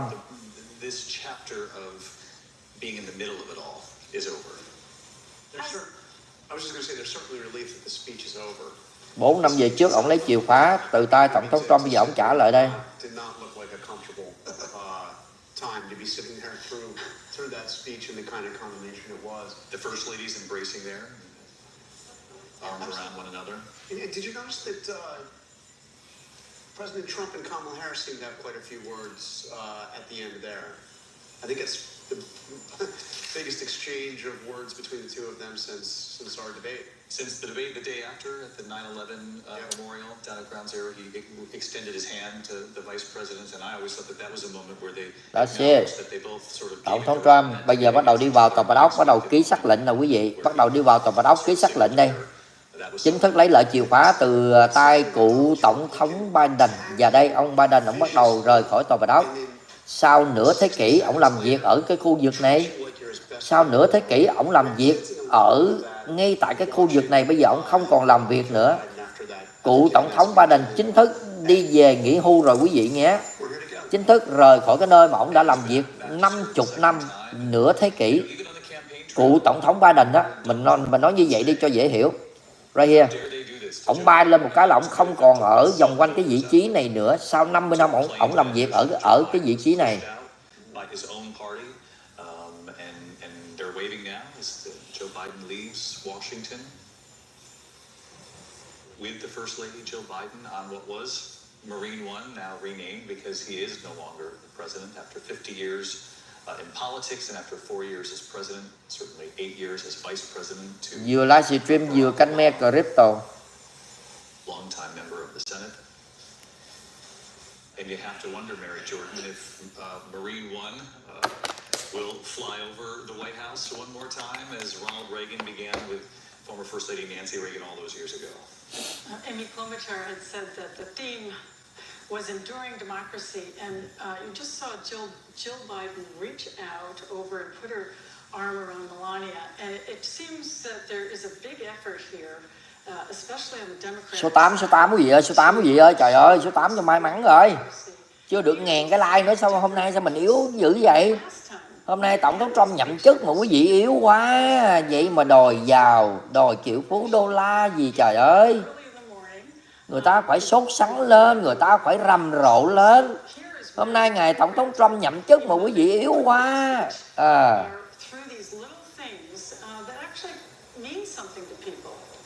Đây, chiếc trực thăng chở cựu Tổng thống Biden rời khỏi cái nơi mà ông ta đã làm việc trong 50 năm tuổi đời. 50 năm cuộc đời cựu Tổng thống Biden đã làm việc ở cái khu vực này bây giờ không còn nữa.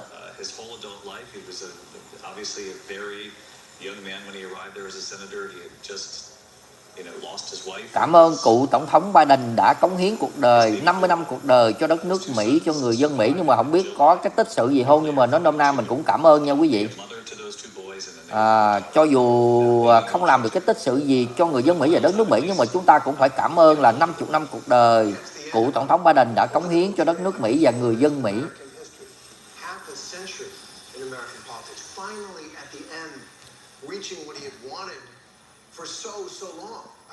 First time I ever covered him was in 1987-88 when he ran for president way back then.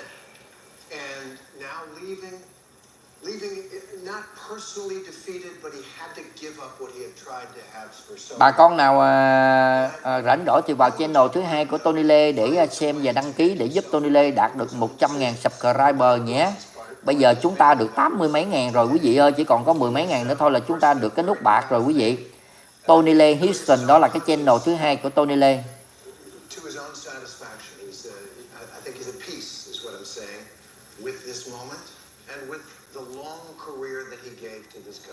Nè quý vị thấy mặc dù Mỹ không, người ta đứng nè, đó, đây là những người xạ thủ đó quý vị. Những người xạ thủ đây, những người xạ thủ đây.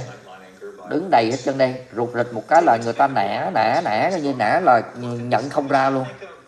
Nã nhận không ra luôn. Cái gì? Tạm biệt đồng chí Chô. Đồng chí Chô đã chính thức về hưu kể từ giây phút này quý vị ơi. Đồng chí Chô của chúng ta đã chính thức về lãnh lương hưu. Alright. Rồi, that's it. Đây nè quý vị không? Cất cánh lên là xong rồi đó. Là chú Bảy không còn ở trong vòng cái vị trí này nữa. Ok. Đồng chí Chô đã chính thức được nhận lương hưu kể từ giây phút này quý vị ơi.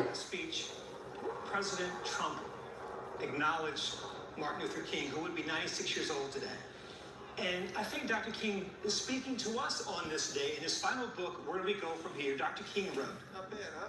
We will err and falter as we climb the mountain's familiar slopes and steep peaks, but there is no alternative. There will be agonizing setbacks along the way with creative advances. Our consolation is no one can know true taste of victory if he has never swallowed defeat.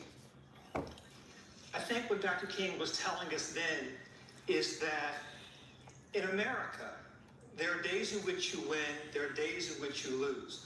But the arc of America, which embraces all of us, is always moving forward, is always moving higher. Rồi đây nè. Nói gì nữa đây?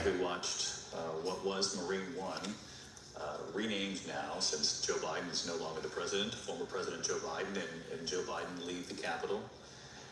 That was the pool shot that they provide, and I gather they've now moved on from that pool shot, Mark? And now I would, as tradition has it now, Ronald Reagan had famously asked for one last loop around for the White House. Nancy Reagan famously wrote in her memoir that he leaned over and said, "There's our little bungalow."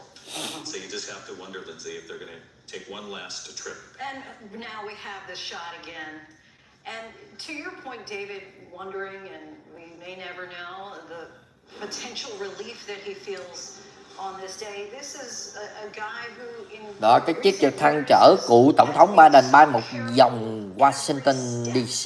We also know that Donald Trump now enters the White House, slightly older than what Joe Biden was when he arrived at the White House. Yeah, and that inevitable march of time is something that none of us can beat, despite Joe Biden and his campaign's best effort. It does appear, I think, based on my knowledge of Washington geography, that he is making that fly over there of the White House. Yeah. And the Capitol. And the Capitol, where he yes. spent so much of his career. And I was going to say, it is remarkable when you think about, his more than 50 years in public service, more than 3 decades in his beloved Senate.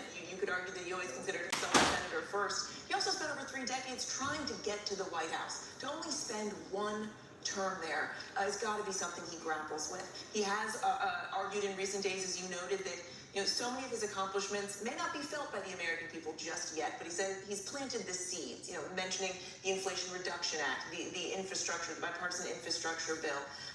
And he really did leave with that parting message about the need for Americans to protect American democracy, arguing that it's now in Americans' hands, that his legacy and his work, that it is up to Americans to carry that forward, because he, of course, is not getting the opportunity to finish the job. That was his campaign slogan, and of course neither is Kamala Harris. But as he makes that flyover, you have to wonder if the Washington that he devoted his life to, he feels like he no longer recognizes. Let's go to Kira Phillips. Mary Bruce, thank you. Kira, you're in the overflow room. I know where the incoming President Trump, has now arrived. What do you see? What do you hear? That is right. Well, people are starting to cheer right now. You can see there the Speaker of the House as the President of the United States is working his way down the steps right now. The First Lady by his side. You think of this presidential inauguration, David. It's here come the cheers. It's a rite of passage. It's about a peaceful transfer of power, and what a stark difference compared to 4 years ago here in this building. It's very quiet right now as they're working their way down the steps, but I can tell you 4 years ago, he was denying the election results. There was an insurrection, and now you have a peaceful transfer of power where his fans and supporters are here shouting USA. It's gone quiet once again as he approaches the stage. I had a chance to meet with him recently. We spent more than an hour together. Much of what we heard in that inauguration speech is what he told me, that he was going to move at lightning speed. And lightning speed is what we are seeing. Biden set a record on his first day, David, 15 executive orders. The president saying, he's talking about 200 executive orders, closing the border, mass deportations, reinstating travel bans, reversing Biden's climate policies. The Vice President now of the United States speaking. Let's listen in.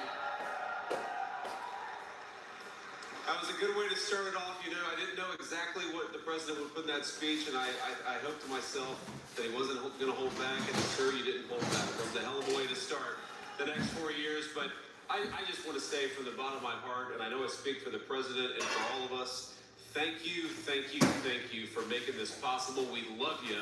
We wouldn't be here without you, and we're going to make America great again together for the next 4 years.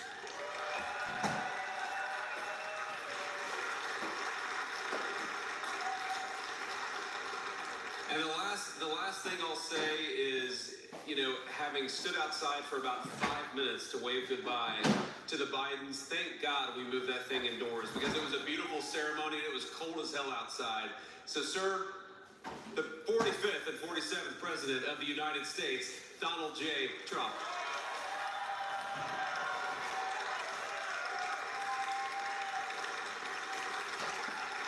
No, he's right. I said, look at this beautiful sunny day. We blew it, and then I went outside and we were freezing. You would have been very unhappy.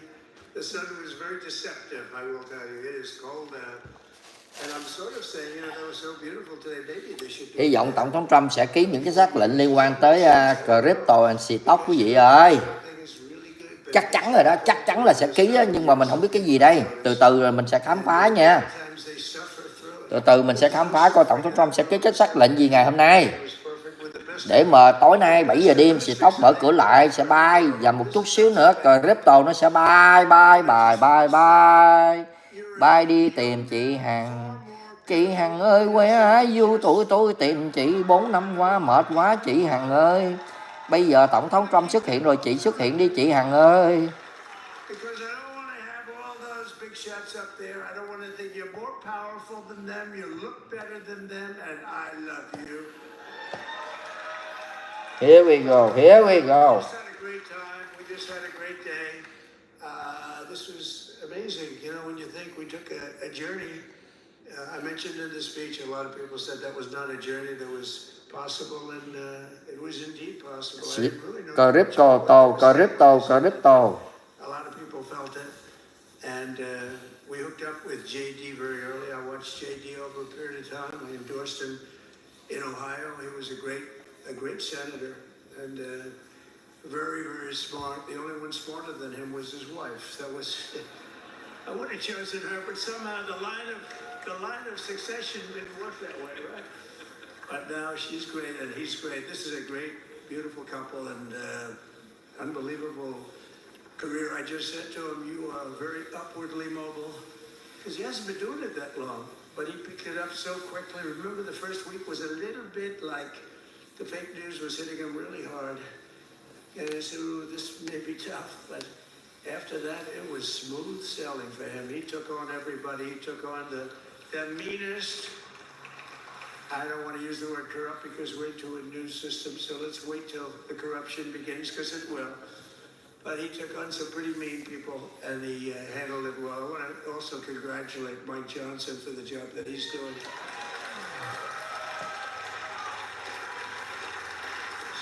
Steve, we gave him a majority of almost nothing, and then I said to make it tougher on him, let me take 2 or 3 of the people, right? I said he'll only have to suffer with that for about 3 months. How are they doing, by the way? Is that moving along? Totally good. I said, do you mind if I take this one, that one, and a couple of others? He didn't mind. He can handle it. No, he's a man that's liked by everybody. I've never met a man like this. You've got how many is it, 219 or 220 or something? 220. And of the 220, 219 really like him. I noticed he got 1 negative vote once about 2 weeks ago. But I think even 220 like him, if you want to know the truth. And that's very unusual. I know a lot of nice guys in Congress, and they have 35 people that hate him. So if you have 35 people that hate you, and you only have 1 or 2 or 3 votes, you'll have 5, I think. But that's going to be like, you know, the good news is when we get to that 5 number, it's going to feel like a massive majority. You can be really nasty to a couple of them at least. So it's going to feel like hitting your head on the wall and stopping. It feels so good to stop. But he's done a fantastic job. And Steve Scalise's, he's our hero, because, you know, I was with him. You talk about being shot. I was with him. He got some bad ones, and his incredible wife, and she really loves him. You know, you never know about that. I've been with other people. They were doing poorly, and the wife was like looking at her watch. She can't get out of the hospital fast enough. How's he doing? I don't know. It's all right. That woman was a mess. She was crying and crying. No, they're going to take him. They're going to take him. I told Steve when he finally woke up, it was a while too. The doctor told me it was the most blood they've ever transfused in any patient. They've never done anything like it. And here he is, the picture of strength, right? And he's been a great friend of mine. Right? With the family, because of the family. And what a job you did. It worked out pretty much better than we even thought, right? And I did have a couple of things, you know, to say that were extremely controversial. And between JD and Melania, and anybody else that heard, please, sir, it's such a beautiful, unifying speech. Please, sir, don't say these things. I said, I'm telling you, it's going to play great. They said, you're right. For this group of people, it's going to play great. You're the only ones I heard by that tone, but we had some beauties, didn't we, Melania? She said, sir, calls me sir when she's angry. No, I'm only kidding. I better say I'm only kidding, or the press is going to pick that one up loud and clear. No, but she said, no, I think it would be terrible. It's such a nice speech. I think it's, it all depends on your delivery. How was the delivery? Was it good? But she said it's such a beautiful speech. You can't put things in there that you were going to put in. And I was going to talk about the J6 hostages, but you'll be happy because, it's action, not words that count. And you're going to see a lot of action on the J6 hostages.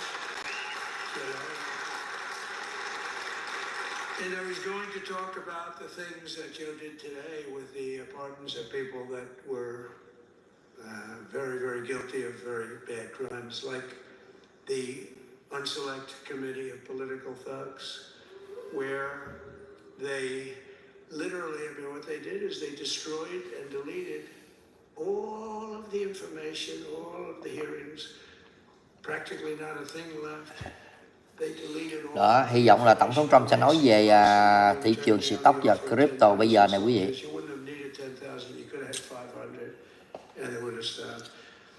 Cảm ơn anh Lê Bổn nha, và cảm ơn chú Lê Bổn. Đây, chú Bảy, chú bắt đầu đi về quê nhà chú đây.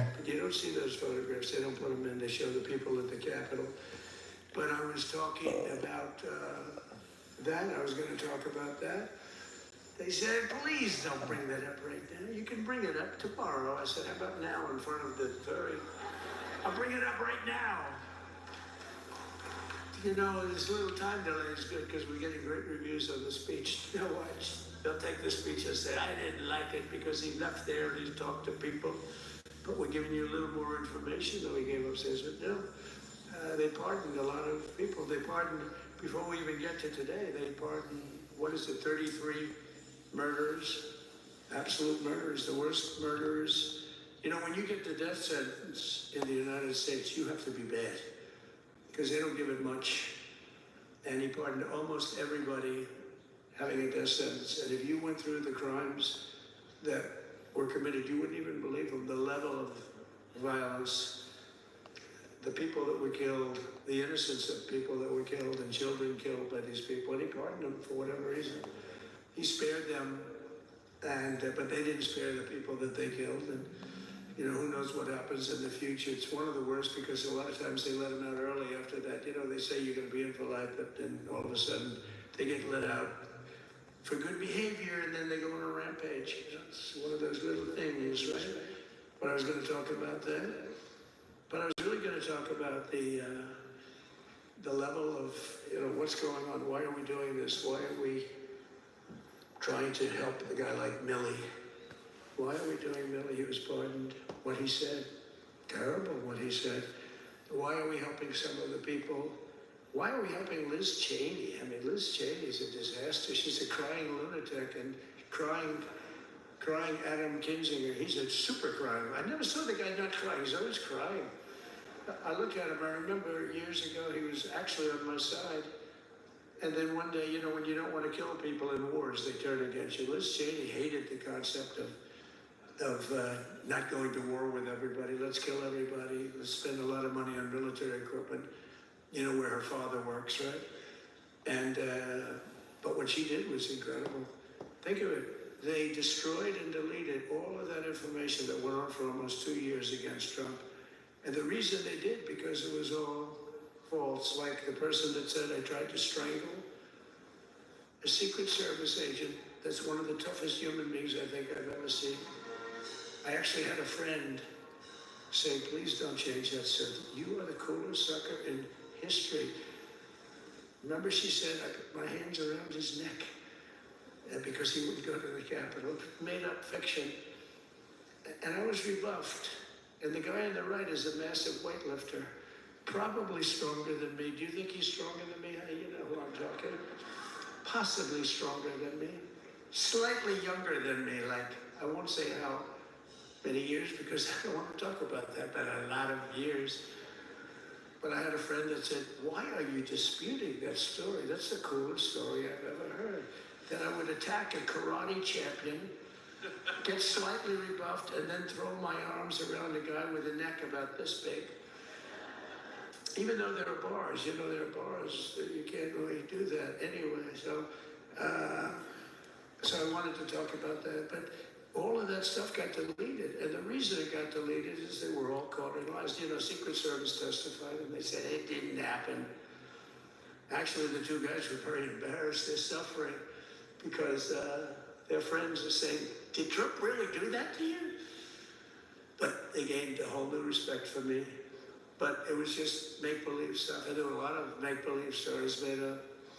So rather than suffer the wrath, like the story with Nancy Pelosi, I offered her 10,000 soldiers. She knows it. She admitted it on tape that her daughter made. She's a videographer or whatever you call her, which I'm glad she is. So she can't be in good stead with Nancy. But Nancy said it was my responsibility as she's leaving the Capitol. She said it was, and it was. She's in charge of security at the Capitol. But I offered them up to 10,000 soldiers, even more. One time I said more, as many as you need, but you needed 400 or 500. If 4 or 5, you need 10,000, that would be more than the number of people there by lot. But we offered her 10,000. Think of it, 10,000 soldiers. In other words, J6 wouldn't be J6. There would have been no J6. But she rebuffed them. She didn't like it. No, she didn't like it. Maybe she wanted that to happen, but she's guilty as hell. And now we would have to go through the process because they destroyed all evidence. They deleted everything. There's virtually nothing left. The other fake story and so many other fake stories. And many people came out on our side. And those people now, we've got to find them. There's nothing left. So that's a criminal offense. If that were a civil case, it would be a criminal offense. If that happened civilly where you did that, it would be a criminal offense. So I decided I'm not going to make this speech complicated. I'm going to make it beautiful. I'm going to make it a unifying speech. And then when they said we have a group of people that are serious Trump fans, I said, this is the time to tell those stories.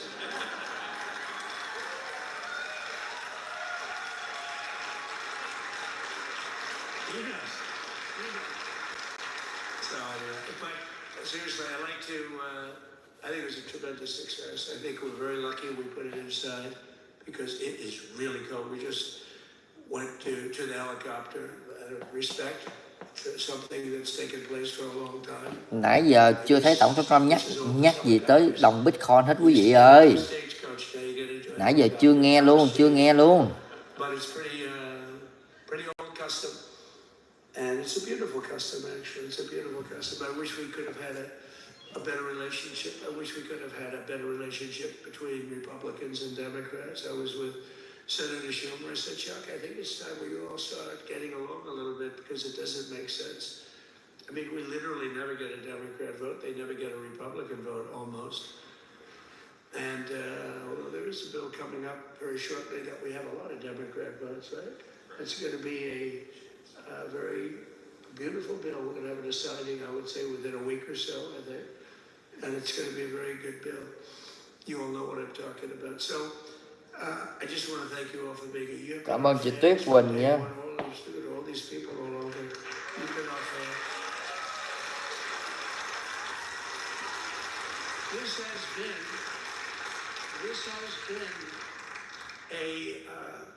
there's never been anything like it. There's never been anything like it. This has been a movement like no movement ever in history for probably any country, let alone this country.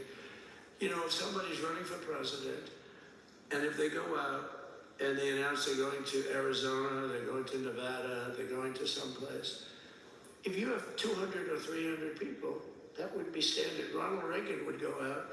I mean, outside of the last couple of days where people get a little excited, but even then you have a couple of thousand people.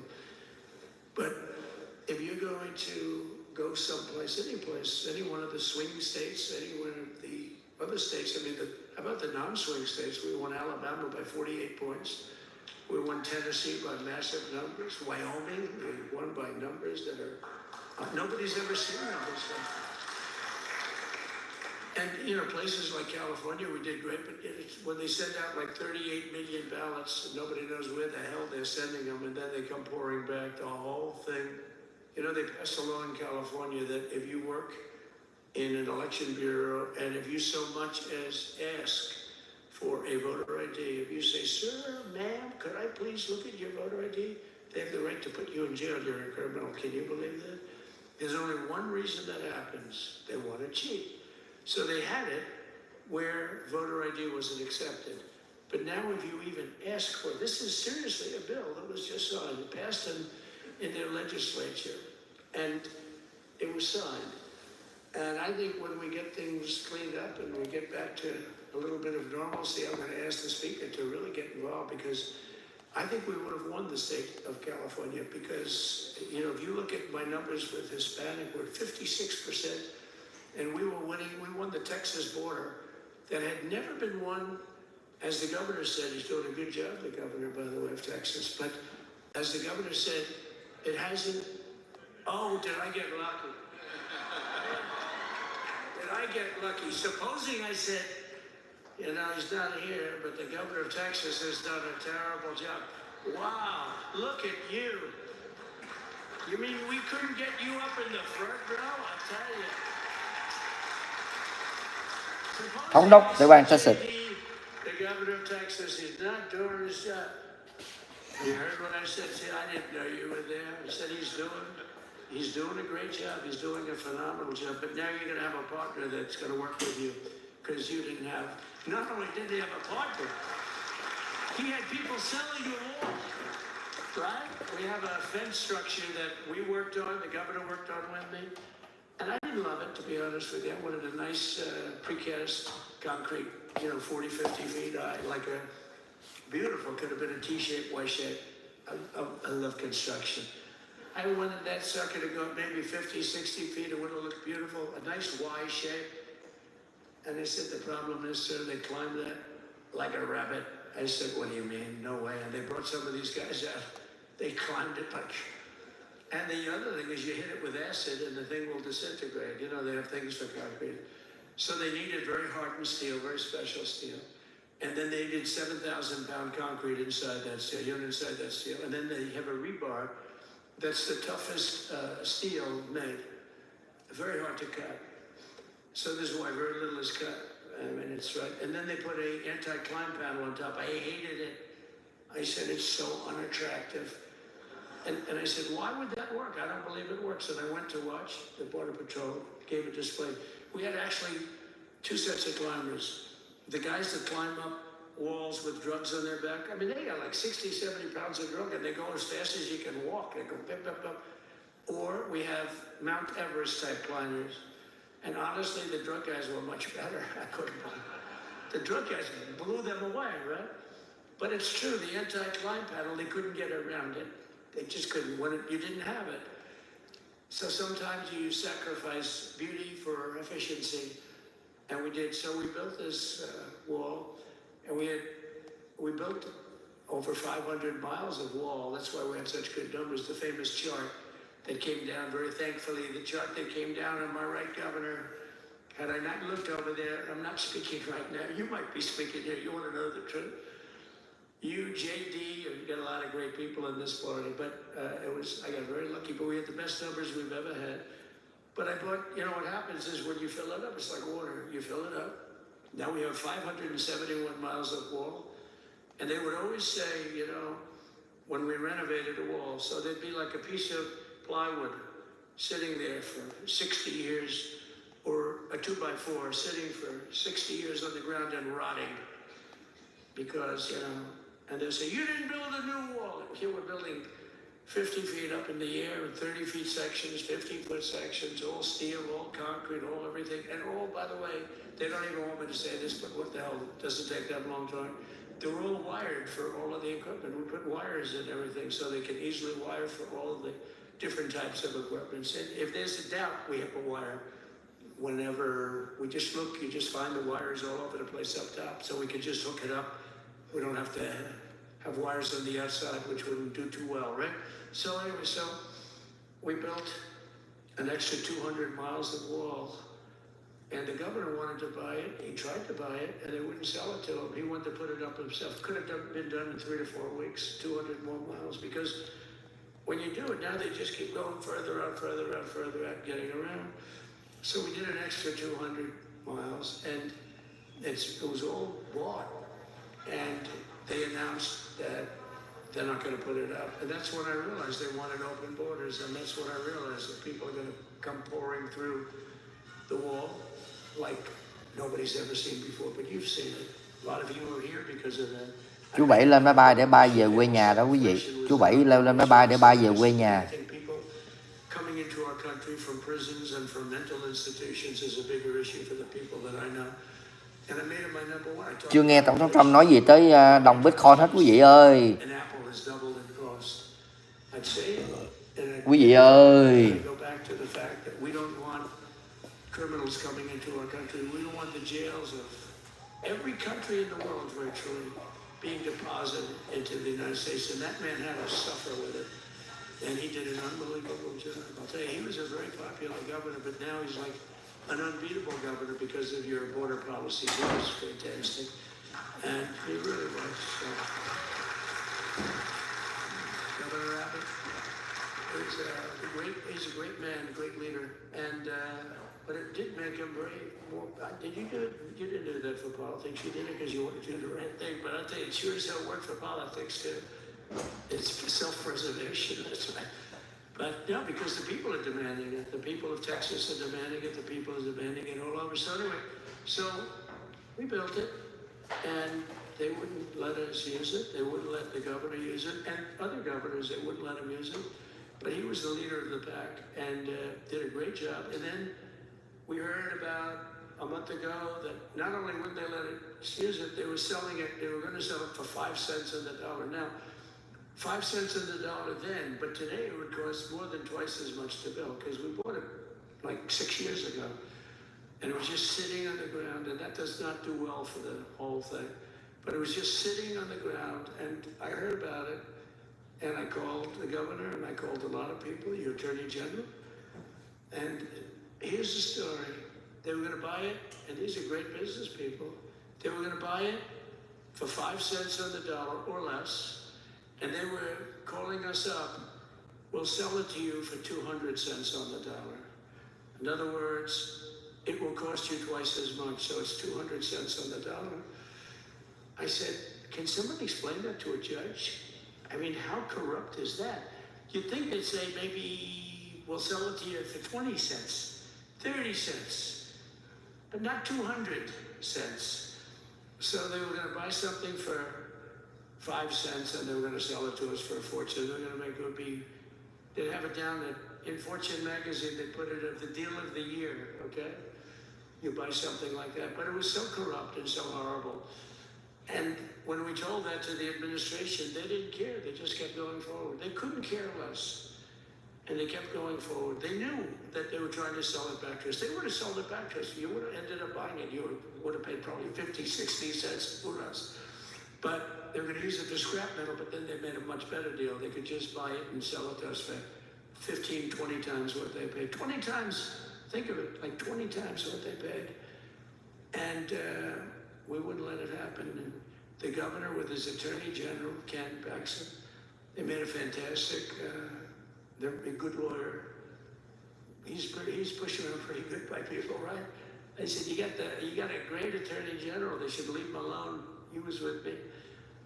But Ken and the governor went to court, and a judge actually became incensed and actually called for an investigation. How could a thing like this happen? So he stopped it. So we're waiting to put that wall up. And now that you have a new president, that wall will go up so fast. The governor will complain, sir. This is Greg Abbott, sir. Please, the wall is going up too fast. Please don't do that. You know the story about winning? No, we're going to win too much. We're winning too much, please. So stop. People always love that one. We'll do this with the wall. Governor Abbott calls, sir, the wall is going up too fast. We can't take it. We just can't take it. No, I think you'll be very happy if the wall goes up too fast, right? But we'll get that dude and we'll work with you on that. But it was a great decision by a great Texas judge, right? And it was beautiful, beautiful to watch. We stopped them right in their track. I mean, they were literally loading the stuff onto their trucks. It was terrible. Honestly, it was terrible. Tổng thống Trump phát biểu chút xíu nữa là bắt đầu sẽ vô văn phòng ngồi xuống để ký cả trăm cái sắc lệnh quý vị ơi. Hy vọng là trong những cái sắc lệnh đó nó có liên quan tới crypto nha quý vị. liên quan tới đồng Bitcoin là điều thứ nhất. Để cho đồng Bitcoin nó bắn lên thì nó kéo những cái anh em kia bắn theo. Ráng chờ đợi đi quý vị ơi.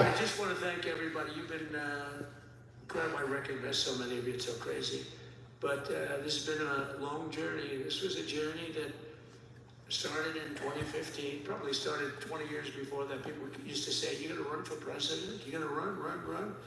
And I always said, no, I don't want. And then one day I said, let's give it a shot.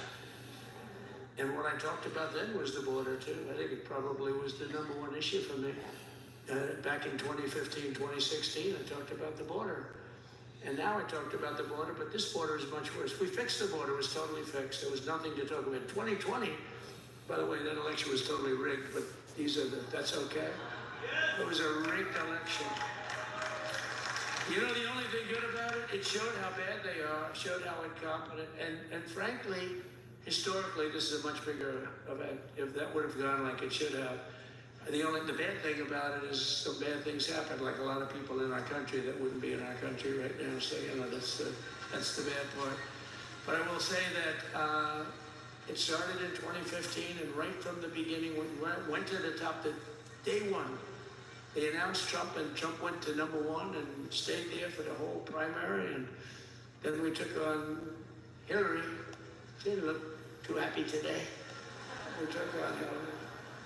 A very nice person, but we took on Hillary and we defeated Hillary, and then we did much better the second time in 2020. You know, we got millions more votes. We got millions, like 10, 12 million more votes than we did the first time. No president has ever gotten that many more votes. I got like 9 million more than anybody else had ever gotten. And they said we lost.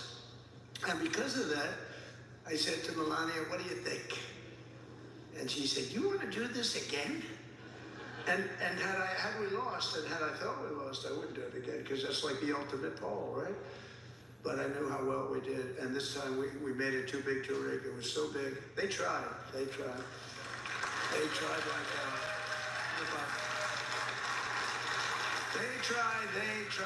to do it, and around 9:02 they gave up. Last time they did bad things, and this time they just said, yes. You know, I don't know if you saw Mr. Speaker in Washington, they had placards, they were all set to march. They thought it'd be closer. A gentleman asked me, a very respected gentleman asked me yesterday, how come the polls were so low? They showed you winning, but not in a landslide. I said, because people that are true Trumpers are so angry at the whole polling system and at the writers, the fake news, that they don't want to talk to anybody. So when you call somebody from Trump, who are you voting for? They say, it's none of your business. I'm not telling you.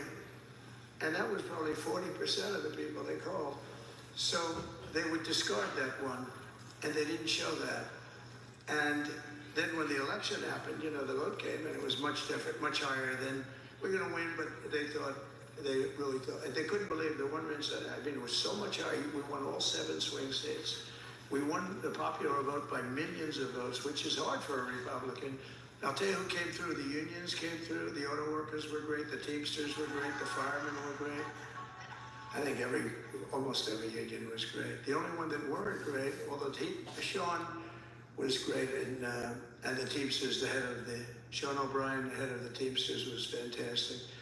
But generally speaking, the head of the union was against Trump, but the union would be with us for like 80-85%. Look what we did with the auto workers in Michigan. Look what we did with the Teamsters. The Teamsters were unbelievable. They were a solid Democrat vote, and they voted for Trump. So we had a great experience. This has been, now we have to go to work and get it done, because we have to do something that's going to be great. We're going to turn our country around, and we're going to turn it around fast. And I think this was a better speech than the one I made upstairs, okay? I think this was better, JD. I think this was much better, and I got to see my friend. So, Governor, take care of yourself. You call me, we'll start working. You know what that means with him? He's going to be calling me tomorrow morning at about 6. And I said, how about next week? You call me, we're going to get it started real fast. We'll really help you a lot. You've done a fantastic job protecting something which is it's not supposed to be for the states. And amazing job you've done. Thank you very much. And I want to thank everybody. And I have a First Lady who's been incredible.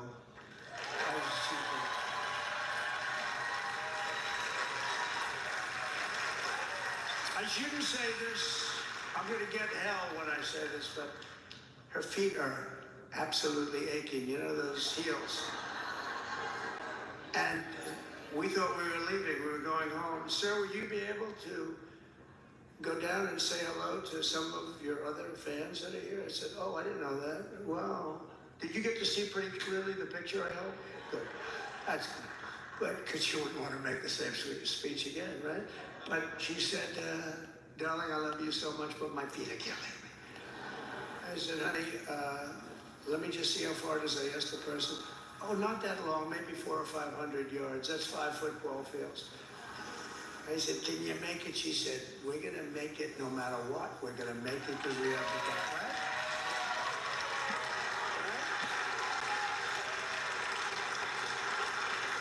And then we went out to the helicopter, though, just prior to this, and said goodbye. And it's a custom, and the wind is blowing like crazy. And with the hat that she's wearing, she almost blew away. We almost lost her. She was being elevated off the ground. She almost blew away. Now, so we all appreciate it because you've been a great First Lady, a beautiful and a great First Lady. And they love our First Lady. You know, JD, whenever I make a speech, I see hundreds of times, we love our First Lady, and they do, and they should. She's great. So I just want to thank you very much. I just want to thank everybody. And I felt that, I said to JD, should we give him the A treatment, the B treatment, the C, the D, or the F? You know what the F is? Hello, everybody. Thank you for being here. Bye-bye. I gave you the A+ treatment. Thank you. Thank you all. Thank you, Governor. Thank you all very much. Appreciate it.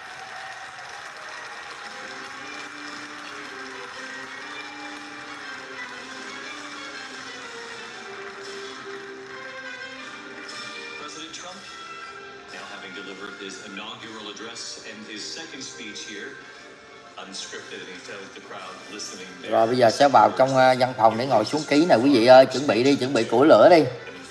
Chuẩn bị đi.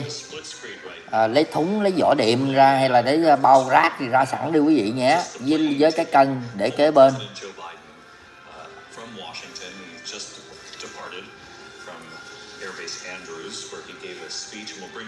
Quý vị bấm lên đúng 1.000 like đi là tự nhiên quý vị sẽ có thúng để đựng đô la, cân để cân đô la.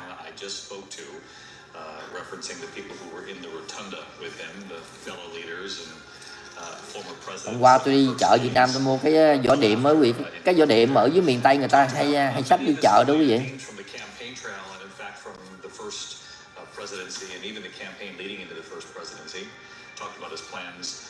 Moving forward, and including the border, which he said still was the biggest issue of this election. He said inflation was big, but he believed that the border was the biggest issue. I do want to bring in Catherine Falders from our investigative team and our political team because Catherine has some reporting that we want to get on the air with involving the border. And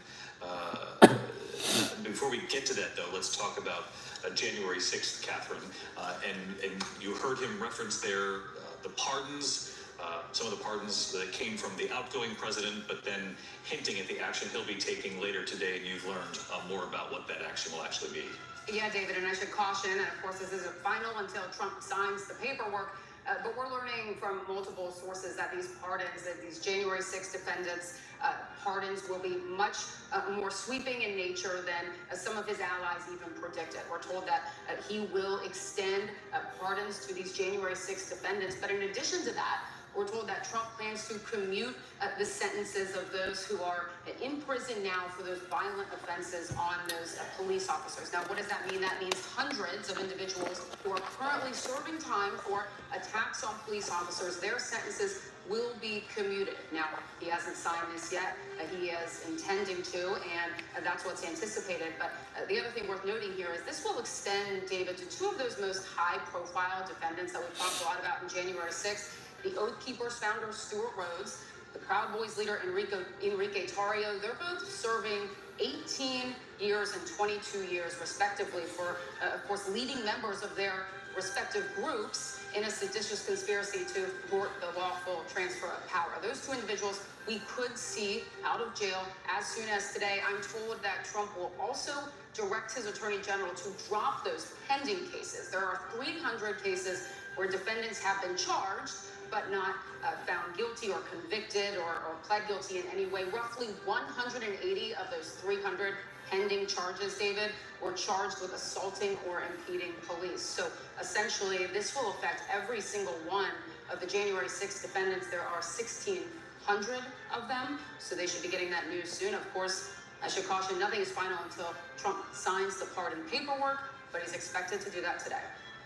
Again, the significant caveat to the reporting that Catherine Faulders is bringing to us at this hour is that nothing is final until President Trump signs this later today. There's still time between now and then, and all of this appears to be fluid. But Catherine, all told, about how many defendants total are we talking about? It would affect, essentially, David, every single one of them. There's 1,600. That's the total number of January 6th defendants who will be impacted in some way. The pardons that you will see, most likely, are for those who were non-violent. But the significant part of this is those commutations for those defendants who violently assaulted police officers. That means that their sentences are over. Essentially, they will have time served in jail today. Trump is expected to sign this today, and they will be out of prison. So that, of course, is the big news there, and much further than Trump's allies thought he would go. You remember Vice President J.D. Vance said today that there wouldn't be pardons. He didn't believe for violent offenders. Of course, these aren't pardons, they're commutations, but it means that they will be out of jail, of course, if this reporting stands and Trump doesn't change his mind between now and the time that he signs this. So there's that element of it. And then, of course, all of the cases that are still pending in the D.C. U.S. Attorney's Office just down the street, those won't exist anymore after today. All right, Catherine Faulders, you'll stick with us, and as soon as you learn more about when he plans to sign this, when it becomes official, if it becomes official, and we'll bring you back on. In the meantime, I want to bring in our Chief Justice Correspondent, Pierre Thomas, because Pierre, again, the caveat here is, things can still change before he signs it, but Catherine, according to her reporting, believes that his actions this afternoon could affect just about everyone, if not everyone, who was charged in connection with January 6th. And of course, as you heard Catherine say, that involves the most serious of charges, those who even were involved in conflict with officers. Ông chủ Facebook nè, ông chủ Facebook nè. And those chủ Facebook kìa. helped orchestrate what the country and the world saw play out on January 6th, that this could be sweeping in nature and affect just about everyone here. David, here's where it's fascinating. The 1,500 or so people charged in connection with January 6th, a stunning 608 were charged with assaulting and resisting police. It's going to be fascinating to see exactly who would be included, because there are videos of some of these people viciously assaulting law enforcement. And I'm wondering how that's going to factor into this, down the stretch of this decision, David. And we've been in conversation today, checked in with Harry Dunn, for example, David, who was very pleased about what Biden did, but was also expressing some frustration that he even had to have a preemptive pardon by Biden, because he talked about how he was fighting for democracy, trying to protect the Capitol, and there he was having to get a pardon, David. All right, Pierre Thomas with us here as well. Pierre reacting to Catherine Faulders reporting, and as soon as that becomes official, we'll certainly report that out even further. Again, the president has gone to Emancipation Hall, and now he has left Emancipation Hall. We believe he's headed to the president's room, correct? And we will see that here shortly. We continue to await a luncheon as well, where he'll have lunch with not only Republicans, but Democrats and leaders there on the Hill. Former President Joe Biden has left Washington, and he did speak, and it was a relatively short speech. Here's what he said just moments ago. Folks, came to thank you. I don't think we could have done anything. I know we couldn't have done anything we did without you. Kamala and Doug and members of the cabinet, all the staff is here from all across all the agencies. And friends, supporters, Jill and I are forever grateful to you. I mean that. We're genuinely grateful. As you heard me say before, no president gets to choose the moment they enter history, but they get to choose the team they did enter history with. And we chose the best damn team in the world. You are. No, it's because of you. I mean this sincere from the bottom of my heart. Because of you, we got so much done for all Americans. I look down there, my Secretary of State, Tony Blinken, and cheating only by his wife who works in reverse.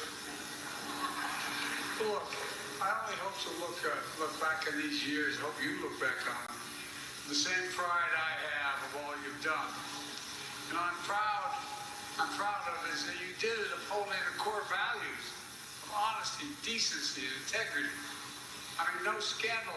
I mean, it's incredible what you did. And you represent the best of who we are as Americans. That's not a joke. That's real. And while we relied on your ideas to resolve the council, we also relied on your families. To all your families, thank you for the sacrifices you made. I mean it. For being part of this journey. Every day, I'm deeply moved by all we all did for this country. I really mean it. History's going to mark down just what you did. You know, but the point I want to make today is to make clear my farewell address, as we all do have we have a lot more to do. We heard the inaugural address today. You know, we got a lot more to do.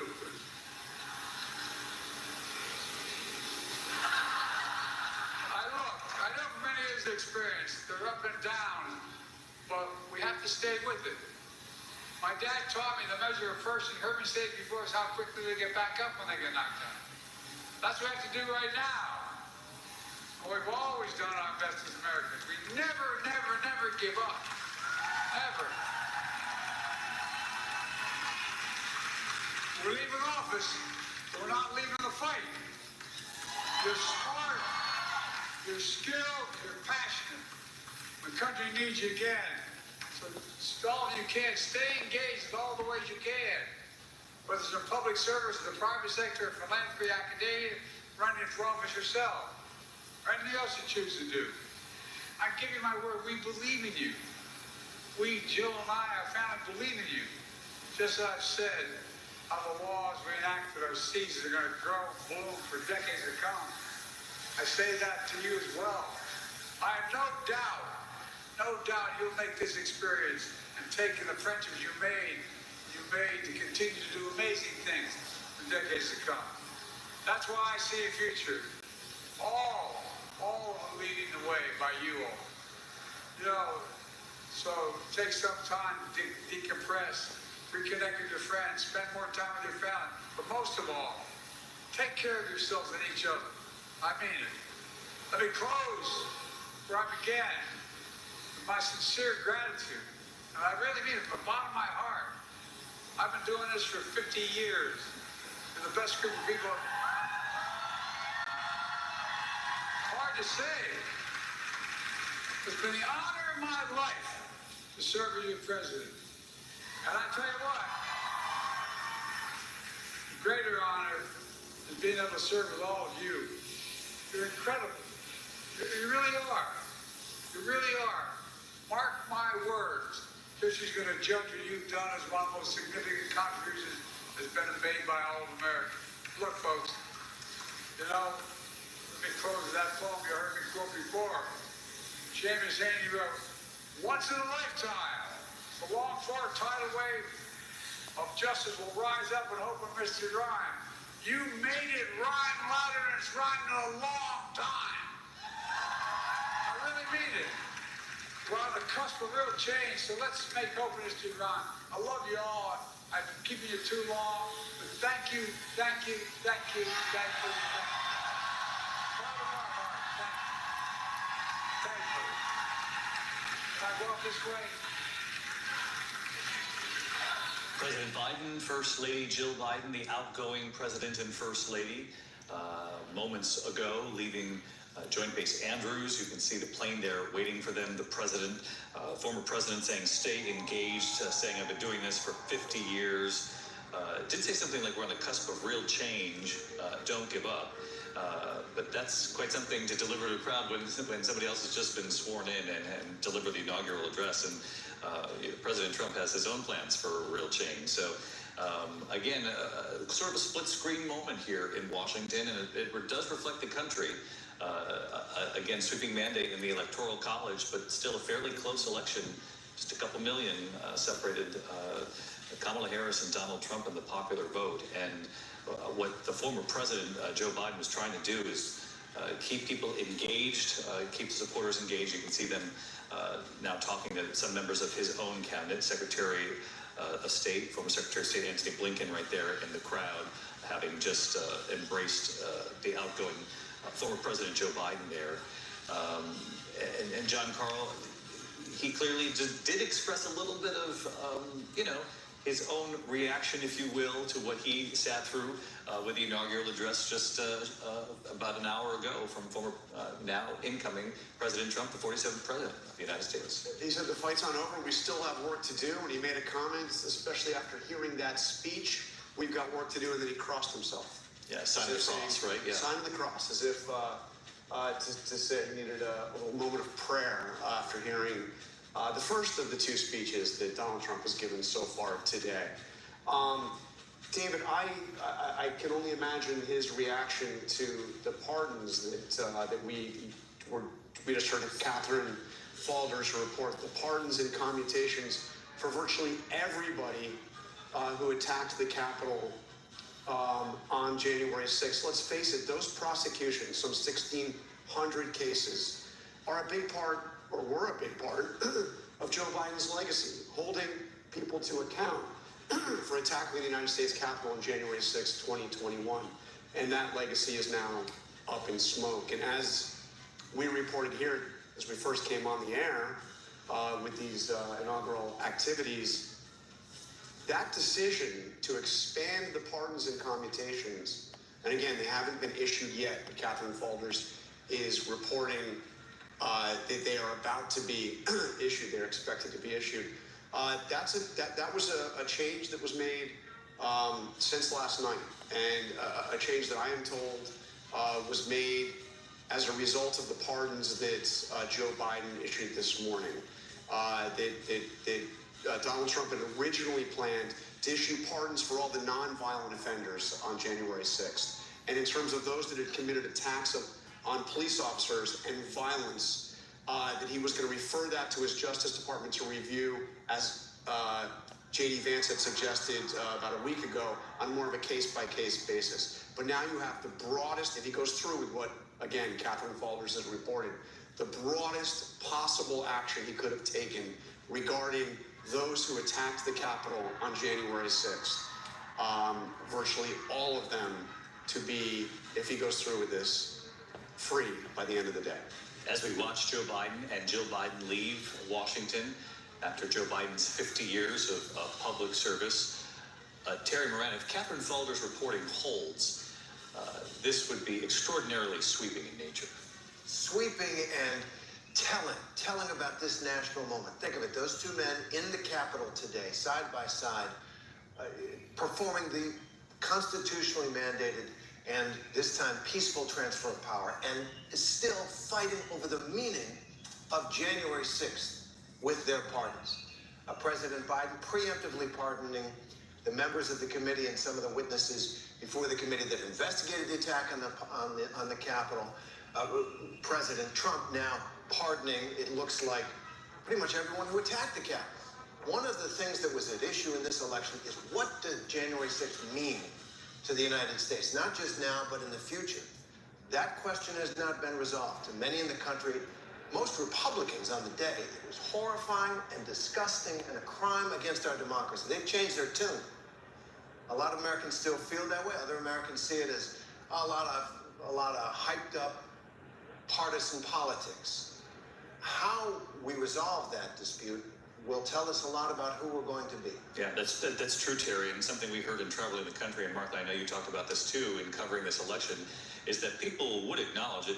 They didn't like what they saw, but it wasn't their number one issue. It wasn't even near the top of the list. So whether wiping it right Đây, bây giờ tới giây phút Tổng thống Trump sẽ ký xác lệnh nè quý vị ơi. Trời ơi, đây right here. Đây, lần đầu tiên Tổng thống Trump sẽ ngồi xuống cái ghế Tổng thống và bắt đầu ký xác lệnh nè quý vị. Right here. Right here, right here.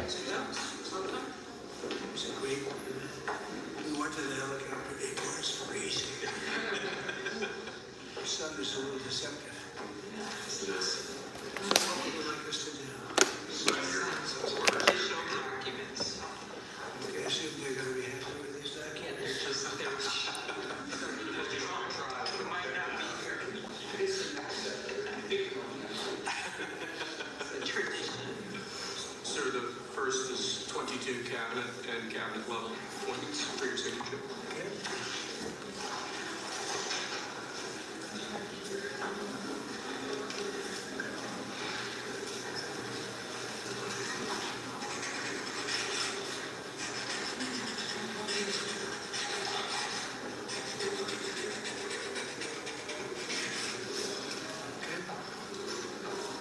The next one will be, excuse me, the next one will be 47 sub-cabinet level appointments, sir. You don't have to sign 47.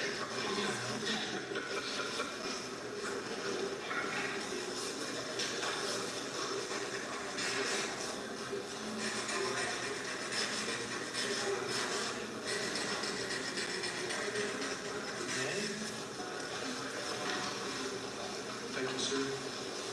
You have 31 acting designations and appointments to effectively take control of the government. That's important.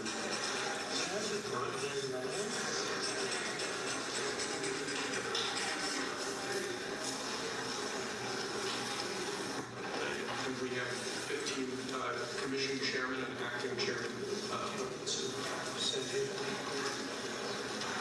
Commission chairman and acting chairman.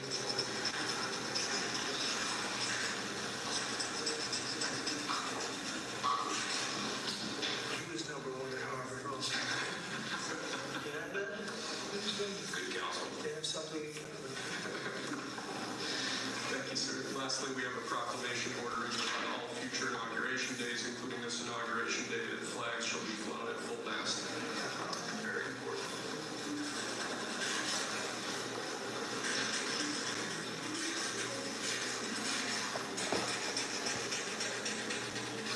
That was a beautiful place to have an inauguration tonight. The sound was so good. The temperature was 72 degrees. But the sound was so good. So good. Maybe something is about that. Thank you. Good acoustics. Yes. All right. Now, can we go to lunch? Great. Very good.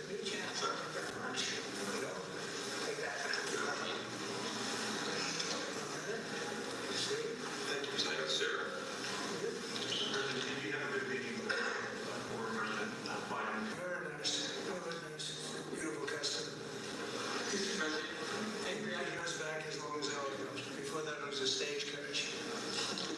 But it was, I thought it was beautiful. Great job. Great job. Great job. Then do you have any reactions to the pardons that President Biden did at the last minute? Well, I'm not going to discuss it now. I think it was unfortunate that he did that. We won't discuss it now. There's plenty of time to discuss it. Thank you very much, guys.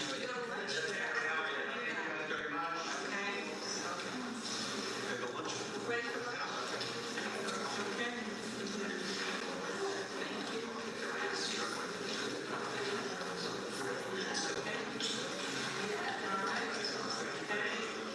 That was 3 times the number of appointments you did in 2017, sir.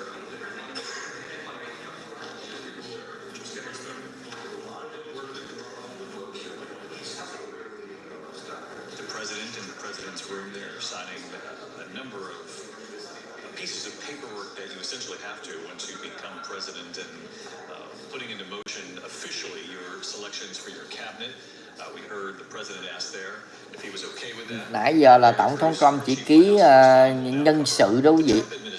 Ký nhân sự là ký cái bộ máy chính quyền của Tổng thống Trump là ai làm chức vụ gì, cái gì đó quý vị nhé, chứ chưa có ký một cái sắc lệnh gì cả. To let him take effect of the government and those cabinet appointments, making those official as well. He was, though, asked by the small pool of reporters there how his meeting was with the president this morning. He said it was the former president this morning. President Trump saying his time with Joe Biden was very nice, saying it was a beautiful custom for the two of them to travel together. Of course, that time together came before. Bây giờ là tới ăn trưa nè quý vị, ăn tiệc đó quý vị ơi. Ăn tiệc cái lễ nhậm chức đó quý vị. Predecessor's administration. And then he was asked, to comment on the pardons that Biden made this morning. And he said he didn't want to go into detail, but he did call it unfortunate.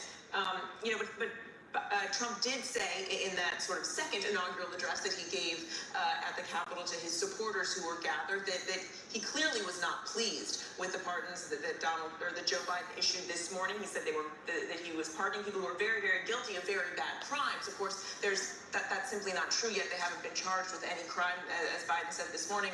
There was no signs of wrongdoing by Fauci or Milley or Liz Cheney or the others on the committee or those witnesses who he preemptively pardoned. But as John Carl was reporting, it certainly seems that may have played a role in Donald Trump's decision. It certainly seems in his decision to go ahead and issue more sweeping pardons and commutations for the January 6th convicted criminals.